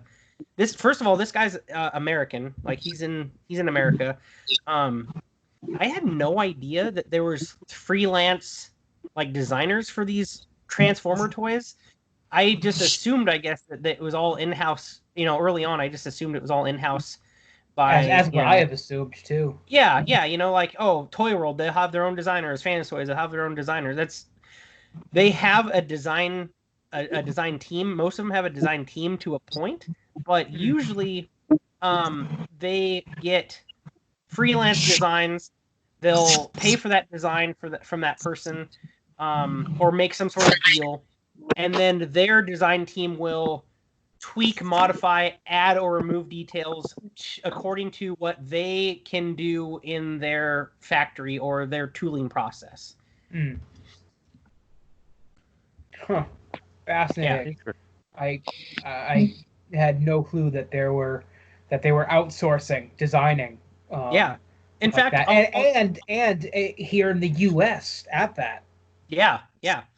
I'll give you one little tidbit. This particular fellow that I'm talking about, he designed the Zeta Toys Unicron that's coming out. Ah, yes. Lance and I are on polar opposites on that. He loves the Hasbro one. The Zeta Unicron, the Core Star, is everything I want in a Unicron, including the price. So, yeah, 100%. So I'm going to try to find a way to get that. All right, and one more thing I'd like to hit you with, Matt. And this was a topic of discussion, I think, last week before last. It was on the WrestleMania episode. Yeah, week before last. I went around and we did a whole discussion about want lists and how we prioritize what we want. I put things into kind of 3 tiers of need it now, stuff that I want to get in the near future, and just complete back burner that if it comes along, I'll pick it up. Is there anything on those lists that you know, if you're breaking it down into those 3 categories, is there anything that is burning up on your want lists? So basically, anything Masterpiece related, if I like it, if it aesthetically pleases me to match my collection, then I'll just go ahead and pre-order it. Like, I don't care. And lately I've been doing a thing where I'm going through and doing... So currently right now, other than Astro Train, I have a representation of every character for Season 1 and Season 2 and most of Season 3, I think. Or at least the movie. But what I'm doing now is going through and just replacing figures. Like, for example, I had Bad Cube War Dog, which was their Warpath, and now got Fans Toys Sheridan sitting on my shelf. But rather than selling off my collection, I'm just keeping them, and whatever version that I like the least in robot mode, I'm just going to save that version and put it in robot mode, and then when we move, I'll have a lot bigger display space. And so then I'm going to reorganize my display, and I'll have the robot and then the alt mode. As far as want list, basically it just comes down to price range and what's unrealistic for me. The most I've ever spent on one collector item was very recently, within the last few months. I had for years pre-ordered the 1/6 scale Blitzway Ghostbusters Ecto 1 car. That beast. I pre-ordered it right when it was announced. I was still selling toys at the time. I had a buddy down in California who sells 1/6 scale stuff, and I was like, I'd bought in the Blitzway 4-pack of Ghostbusters from him, and they announced the Ecto 1, and I was like, yeah, I need one of those. And this thing kept getting delayed after delay after delay after delay. Like, I'm talking like 2 years delayed past maybe like 18 months after they said it was going to come out. That thing cost me, after shipping, $1,600, I think. That was the most expensive I've ever paid for one item, like by a long shot, and I mean a long shot. I think the next closest was pre-ordering that Hasbro Unicron, so like $1,000 less. And even so, I had it on pre-order. This guy only requires you to put like $20 down, no matter how ridiculously expensive the item is. So I hadn't paid for it. I had the money kind of hold up, and like, you know, kind of separated from our accounts. But as time went on, and my wife needing things for school and stuff, I kind of moved money from that over the years, and it dwindled down to, I think, like $900. And so it finally was coming up for release, and he was like, "Hey, I'm gonna have this in about a week." So I told my wife, and I was like, "Yeah, I'm gonna need like $600-700 for this." And she wasn't thrilled, but like my wife, we have a real bad habit of not telling, like we can't tell each other no. And so I got it, and I would say that was probably a want list item that I had no business getting, but I got it. But I'll tell you right now, what's on my want list now that's in similar price range is there's a company called Iron Studios, and you mentioned earlier, Nate, that you hadn't gotten into the statue game, and you were talking about that Ash Williams statue that's $1,500. Yeah. Yep. Iron Studios is making a series of statues, and each one is, I think there's a series of 3 statues, and each one of them is like between $1,500 and $1,600. And the first one is supposed to release this fall or this winter, and it's a Sentinel from X-Men, and there's 3 different Sentinels in various fighting poses. And the first one is, you know, getting beat up by so many of the X-Men. And then the middle one that comes out next year is getting beat up by like Magneto and a couple other guys. And then the third one's like the rest of the X-Men. And I want those things like more than anything I've wanted in my collection in my life. But we just bought a house, and I don't know how I'm going to like justify to myself, let alone my wife, spending $1,600 for a statue 3 different times. So I was just about to ask if it's like $1,600 per. No, yeah, per one, second. yeah. And they're incredible looking. Like, yes, they are. Yeah, I saw this and I was like, holy crap. Yeah, dude. So don't get me wrong, statues I can appreciate, as much as the next guy. I have this weird thing, and you know what? For all I do with my toys, I may as well collect statues. Right. But I love the option. I love knowing I have the option if I want to, fiddle around with something, pose it differently, flip it, from one mode to the other. I like knowing I have that option. Yeah, no, I hear you. I put all my Transformers, I maybe transform once and then put them in my shelf, display them, and that's it. But so I'm kind of like on the border of like owning statues anyways. And yeah, especially if you start collecting Hot Toys, like you're going to put those in a pose that you like and maybe never touch them again. And so those might as well be statues too. But at least like you can kind of choose your accessories, pose them around, move them still. I've not gone into just straight statues, but I just linked it. I don't know if you guys see in the Skype chat. I just got the link. Yeah, that's what I'm talking about. That's the first one that's supposed to come out this year, and it is like, I love X-Men. I grew up watching the animated series, and I love that. So that's on my want list. Probably won't get it, but it'd be nice. That is pretty. Let me tell you, that is pretty. Whew. Wow. Yeah. Huh. That's more than pretty, but yeah, that's more than pretty. I was into X-Men when I was younger too, when they were doing the show on Fox, and that is ripped right from that show. Yeah, that statue's it's incredible, man. You probably sit there and look at that thing all for hours. Yeah, it would definitely be a conversation piece, a part of anybody's collection. Sure. So is there anything in the other 2 tiers that comes to mind? The that is only sort of want, or if it's at a good price, if I come across it, I'll pick it up. Honestly, that's how I feel about a lot of the mainline Hasbro stuff. A lot of it looks good to me, but I've been so disappointed so many times. Now, the Siege stuff and the Earthrise stuff has definitely proven me wrong in the couple pieces I've picked up. I got the new Cliff Jumper, and that figure is phenomenal for a little $20 legend-sized figure or whatever. It's an amazing toy. I just don't, and I really do try to sit on the ground and play with toys with my son, and he's getting into, of course, by osmosis, he's into Transformers, he's into X-Men, he's into Teenage Mutant Ninja Turtles. But he wants to play with all of like my premium kind of stuff. And so I bought that Cliff Jumper because not only because I thought it looked cool and I heard a lot of good things, but I knew I was going to give it to my son so that we could play with that instead of, him wanting to play with my real, my Masterpiece stuff.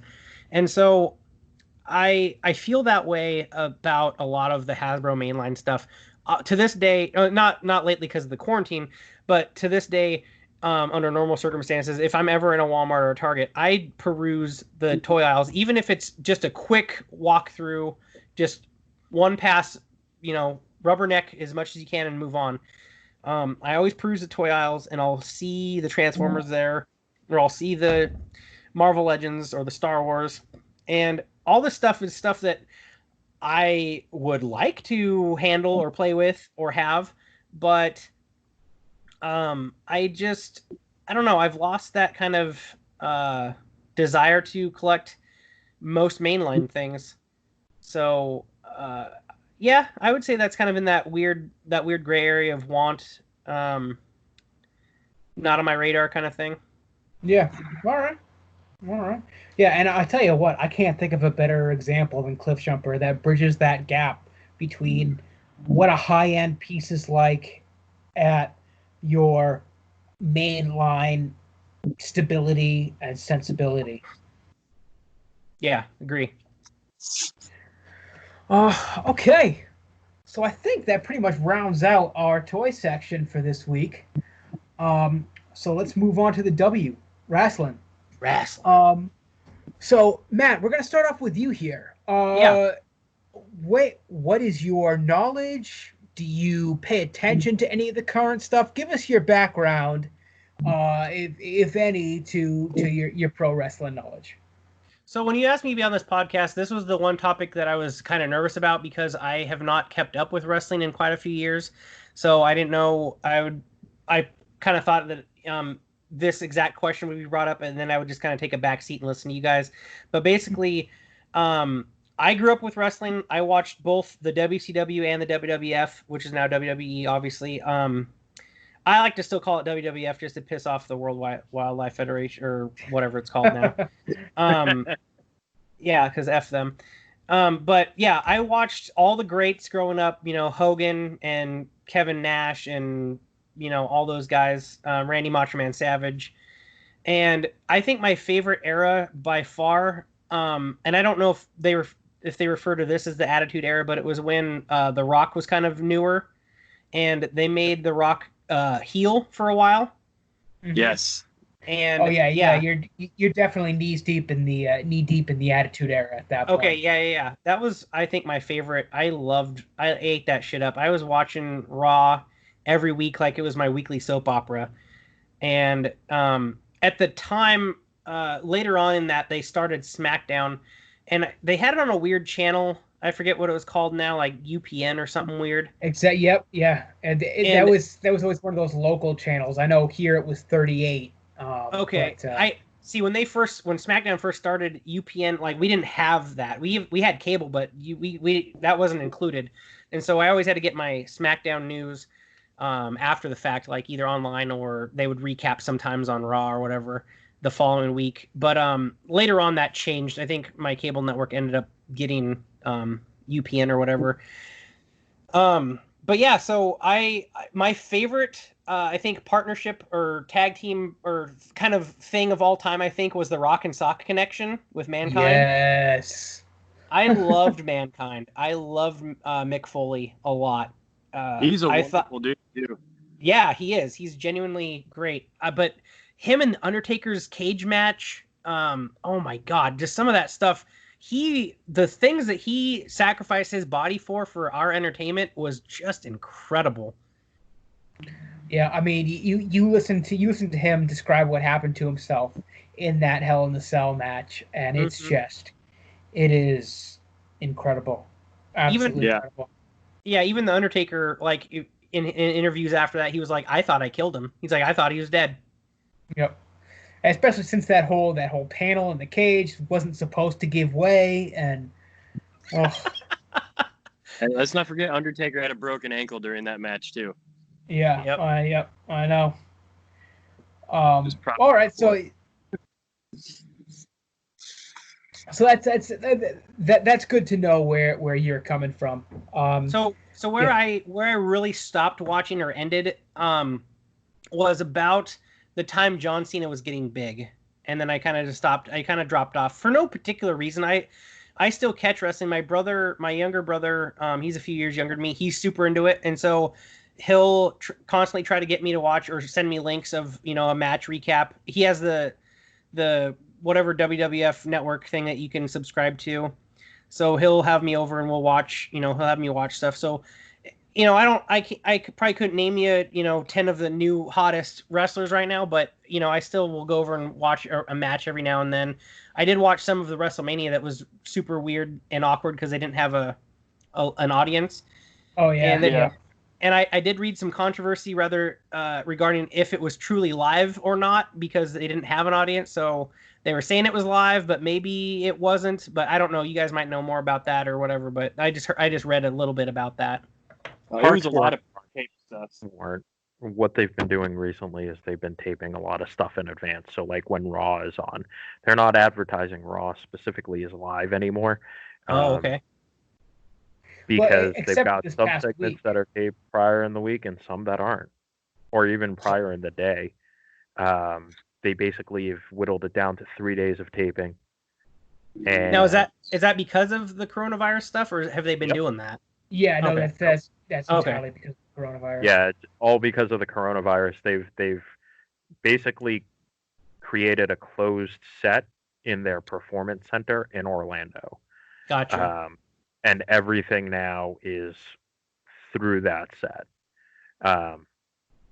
Yeah, it's a little weird, but I mean, it's honestly it has been difficult for me to willingly tune in and watch wrestling lately because I'm the type of fan that thrives off all that energy. Even just watching it, I thrive off that energy that the fan reactions. Exactly. Yeah. And it is very difficult for me to get into now.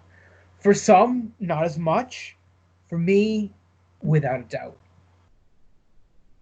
Yeah, I think I'm in the camp of if it's good, I'm gonna get excited for it. So yeah, no matter crowds there, crowds not there, I'm watching it from home anyway. It's usually me and my son. So whether or not there's a crowd on TV doesn't really matter because I'm not there. And I have to hand it to Vince. Like, they found a workaround. Like we're all in this together as far as this pandemic, and every other professional sport out there is like on hold or canceled right now. And if he's able to keep his wrestlers and his workers safe, I don't know if they're doing anything behind the scenes, if they're checking temperatures, if they're only allowing so many people in, a kind of a closer, vicinity at a time. But as long as he's, has the safety of his wrestlers and workers in mind, and if they're still able to do that, even in a closed set, and put on any kind of show for the entertainment of people that are stuck at home, like I commend them for that. Yeah, absolutely.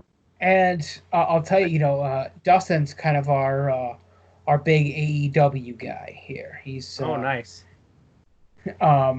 So are you familiar with what AEW is, Matt? Yeah. Isn't Jim Ross one of the commentators over there?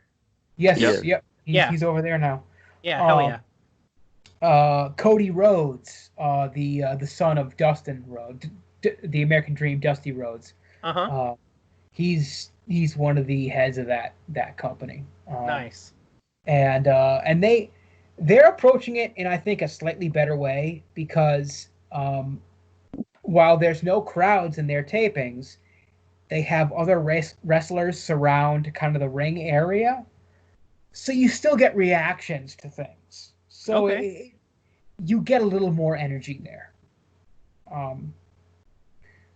But this kind of goes into where this kind of leads into the first topic I wanted to bring up, since it pretty much has to do with the coronavirus, and that is what fans are dubbing Black Wednesday. This past Wednesday, what was the final number? Like 20 more or so? Yeah, it was the 20s. I don't remember what the actual final number is, but just before you go on, there is a slight bit of difference, and I don't know if you heard it. All of the on-screen talent that got cut, contracts, they were let go of their contracts. They all have a 30-day no compete as opposed to a 90-day no compete as they would normally have.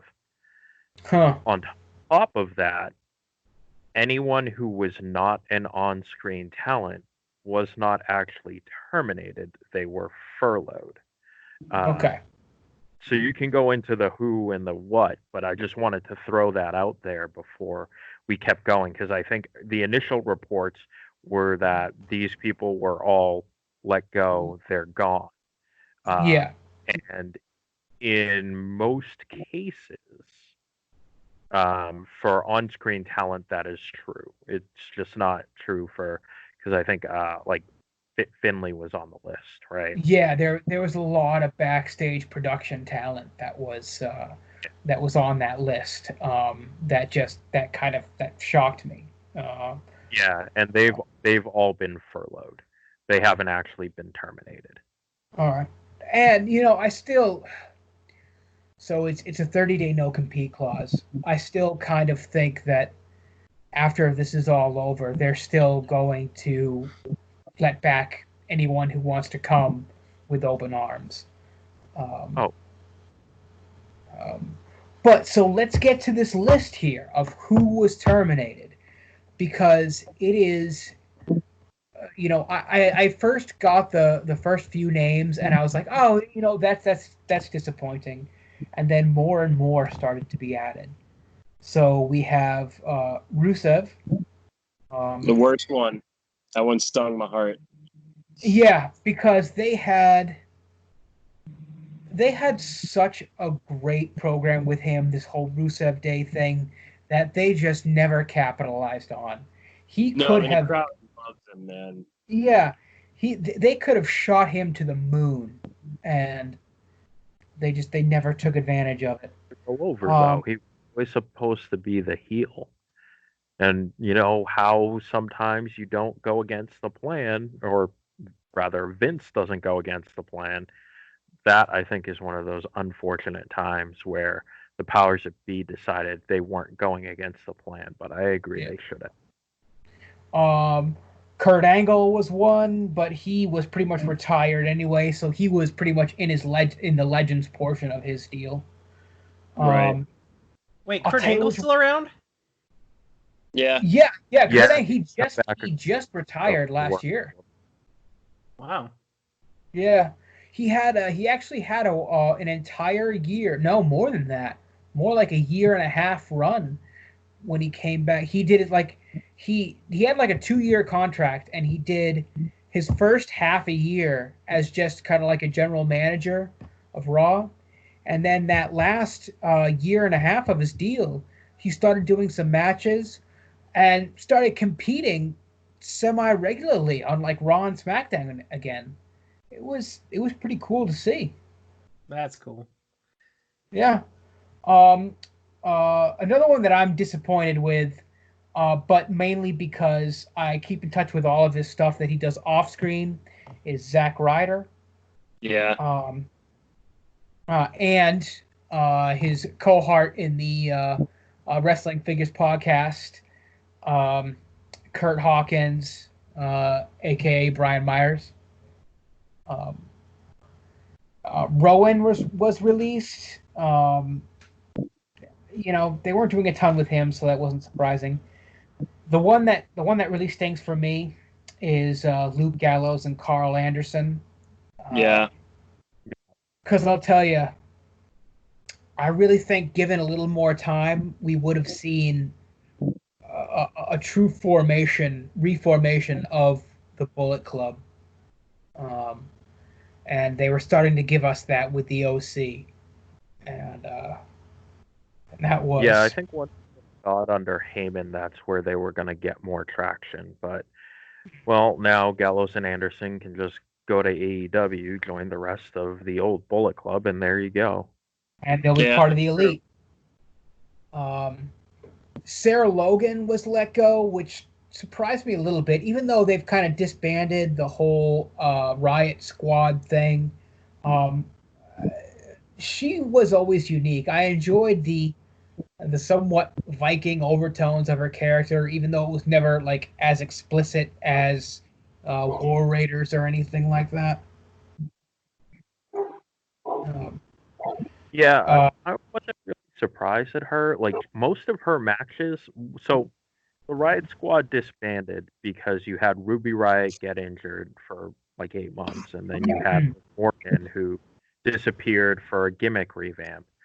Mhm. Sarah Logan did a very slow gimmick revamp on screen, but then most of that was done on Main Event. And if you watch what she did on Main Event or what she did on the regular show, Main Event she was okay, and then the regular show they basically just jobbed her out to whatever big name star it was going to be. A Yeah. couple of losses to Charlotte Flair. Yeah. I think my biggest disappointment in that particular space was two things. One, I think they should have put her with Eric and Rowe. I think that would have been awesome. That would have been You know, really cool, especially since she's married to she's married to Eric. Eric. Yeah, sorry. Yeah, and I think that would have been really awesome to see that and have her come in as kind of a new trio. Or I would have liked to see more done with the breakup of the Riot Squad. They had that whole thing going into not Hell in a Cell. What was the other one with the cage? Elimination Chamber, right before WrestleMania, and that was the closest that we got to paying off that breakup. Yeah. So I would have liked to have seen more there, but we have EC3 who was let go, which if you watched his stuff in NXT like Lance and I did, you know that he is a fantastic talent and was just they just didn't know what to do with him on the main roster, and it's such a shame because he was so entertaining, especially I think he did a couple of videos on this, but there was one in particular that I remember where he did a whole Jeffrey Epstein thing on his social media. That was just shows you how wonderful of a character he was. Speaking of his social media, have you been keeping track of it since? Oh, I've not. You may want to. He's already pretty much teased his new gimmick, and we'll go into it next because they're kind of connected from their time in Impact. Drake Maverick is with him in that as well. So he looks like he's going through this whole new, darker kind of gimmick change rather than just the EC3. So I'm curious to see A, where he lands up, and B, what he does. Yeah, and Drake Maverick was the next on my list. Started as the GM of 205, and then they just kept bouncing him all over the place between AOP and the 24/7 championship. So he's whatever. And that's kind of my feeling towards his departure. See, Kurt Hawkins already mentioned. Mike and Maria Kanellis, they always seem to have one foot out the door anyway. So I was not surprised by that. Heath Slater, oh baby, he's fun to watch. So hopefully they keep bringing him on the Wrestling Figures podcast and their YouTube channel because he's just a fun personality. No Way Jose, not surprised there because once he got on the main roster, he was a less used Adam Rose. So Eric Young, who has a far larger background than I ever realized initially, but he's now gone. Leo Rush, Primo, Epico, Deanna Perrazzo, who, speaking of Adam Rose, initially appeared as a Rosebud. Let's see who we have. Dan Matha, Dorian Mack. I'm not too familiar there. Matha, now you're getting into the NXT guys. He was he had been on the show a couple of times. He was a really big bald dude, and that's about much as I remember. And we are getting to names I don't recognize. So I think these are the more recent dropped NXT names that were also let go. MJ Jenkins, Alyssa Marino, Alexander Jaksic, and this article now has the update what you just gave, Lance, which is the backstage talent that has been furloughed, and that includes Fit Finley, Shane Helms, aka the Hurricane, Billy Kidman, Mike Rotunda, Pat Buck, Sean Daivari, Scott Armstrong, Sarah Stock, Lance Storm. Initially, I'd heard that he was let go, and that surprised the hell out of me. But to know that he puts together matches very well, so I'm glad to hear that he's just furloughed. And then we have coaches, who I believe are part of the PC. So Serena Deeb, Kendo Cashin, Chris Guy, and we also have Aiden English and Jerry Soto, who are announcers. A big thing that I'm happy to hear is that this was just a furlough is Mike Chioda. Mike Chioda has been is the longest tenured referee there now. Fans start to chant his name when he works. Like, that's how well known he is now. And that's about it from the entire list.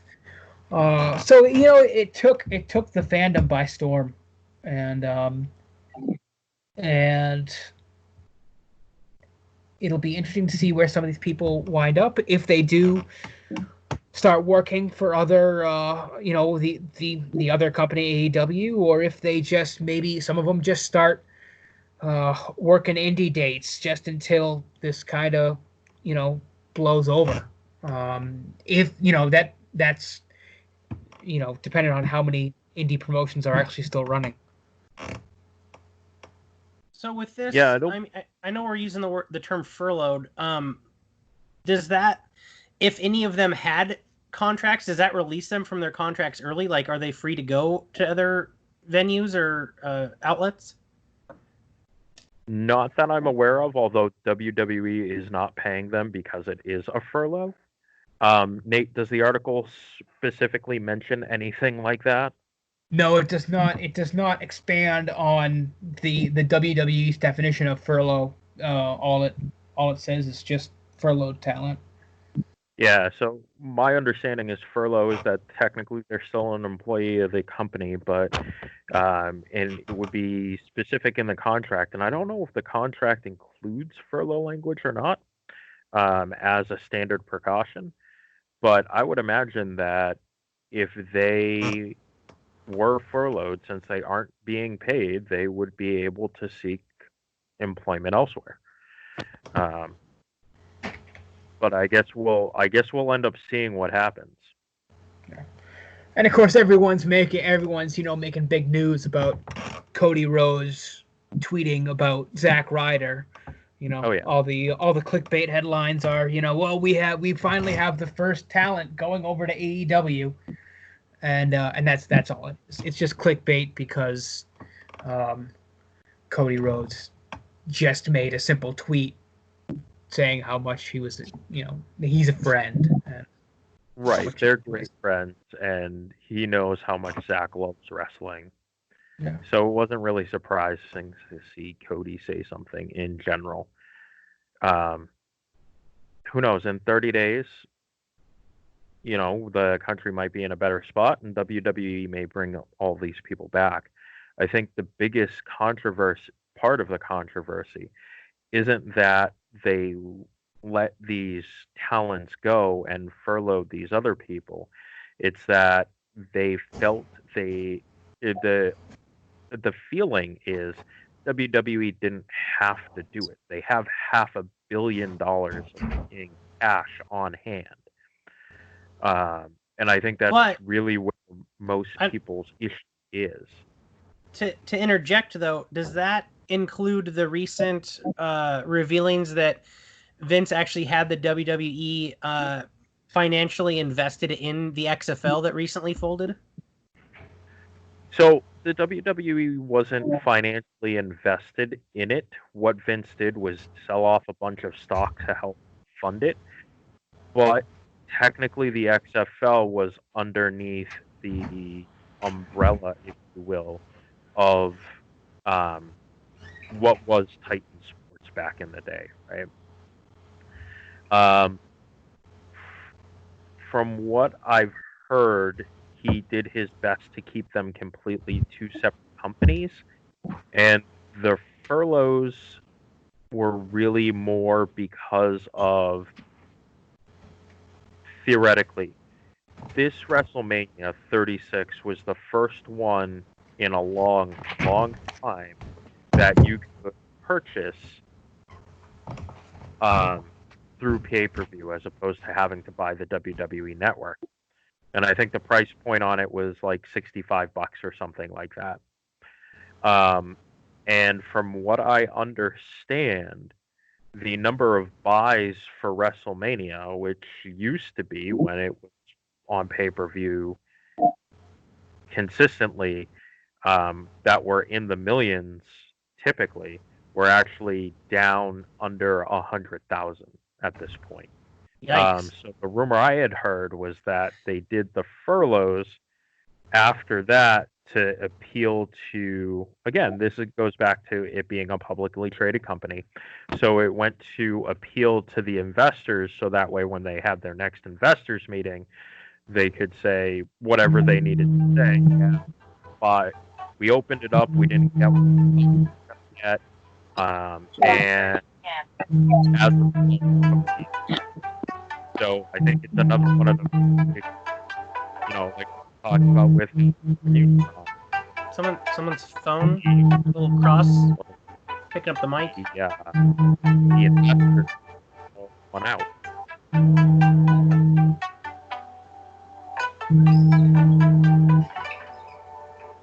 Okay.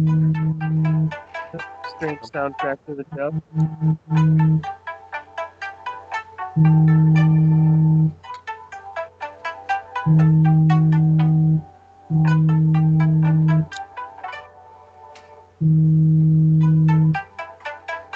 Boy, you might have some editing to do on this one.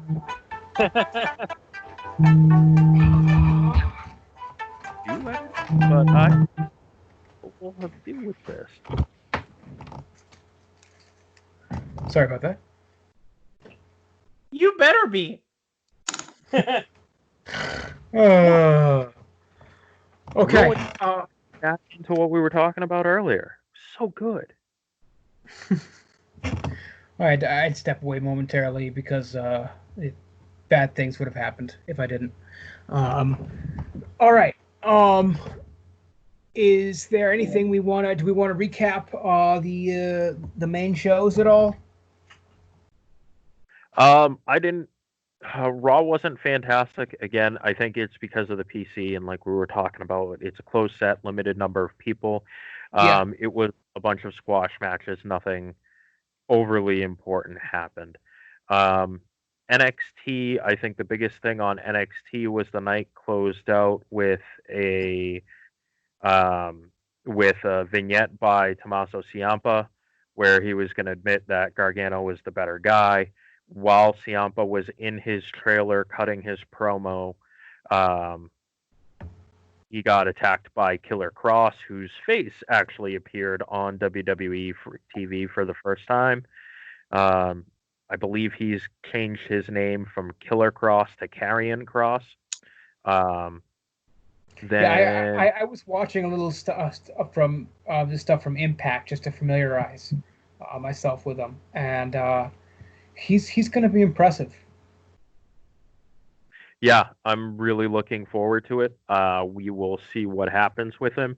I think that if Ciampa is leaving, going to either Raw or SmackDown, having Killer Cross put him out, obviously, is a great way to put Killer Cross over. Then AEW, it was all right. It wasn't anything fantastic. They had the big match this week for them was Jake Hager versus Jon Moxley for the AEW Championship. That was a good, solid match.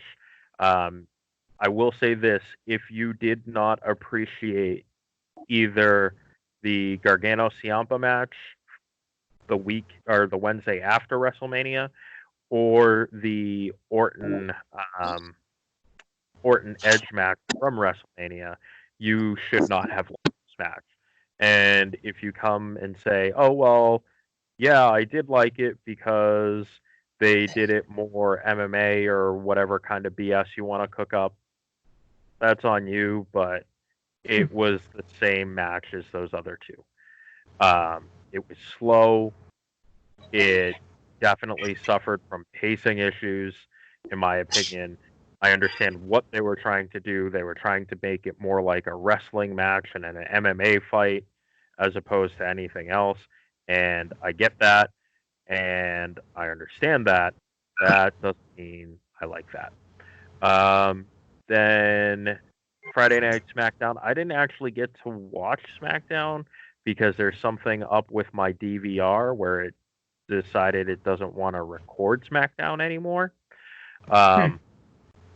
But I do know that the New Day is now an 8-time tag team champions. They did the other half of the ladder match that they didn't get to do in WrestleMania. So it would have been Jay, Big E, and The Miz, and Big E won that match. Yeah, and I did read about that. I too only read results of SmackDown, and so I don't know. This may be a hot take. This is just my opinion. The best storyline that I really think they have going on right now is the whole Otis, Mandy, Ziggler,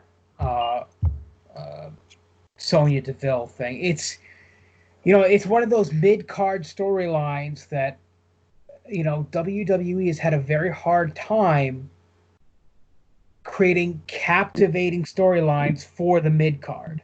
Usually they're focused so much on the championship title runs and hunts that a lot of that stuff recently has gotten lost in the fray. And I think I love it so much because this kind of just stems off Otis's Instagram feed, where he just, kind of had a crush on Mandy Rose, and then WWE went, yeah, there's something here that I think we could play on. And it has overall been fantastic. Yeah, I think you're right. I think that's probably the most captivating angle that WWE has right now. I've got no problem with it. It's good. It's better than it should be. If I could quote. Exactly. It's better than it has the right to be, and I'm so happy for that. Absolutely, 100%. But otherwise, I think that we're getting a lot of stuff right now that's kind of muted, I guess is the best word for it, because it looks like they're only having certain talents perform once every 3 weeks. We're getting a lot of filler talent. And like we've said before, like Matt said, they're out there, they're doing their best to put on a show. I'm not gonna knock it because they're doing what they can with what they got. Yeah, no, that's true. It is a little bit of a bummer that we get like in Raw, because I was reading results here. We got 5 squash matches in a row, and that's just like you said, it's what they had to work with, so it's what we got, and you can't be mad at that.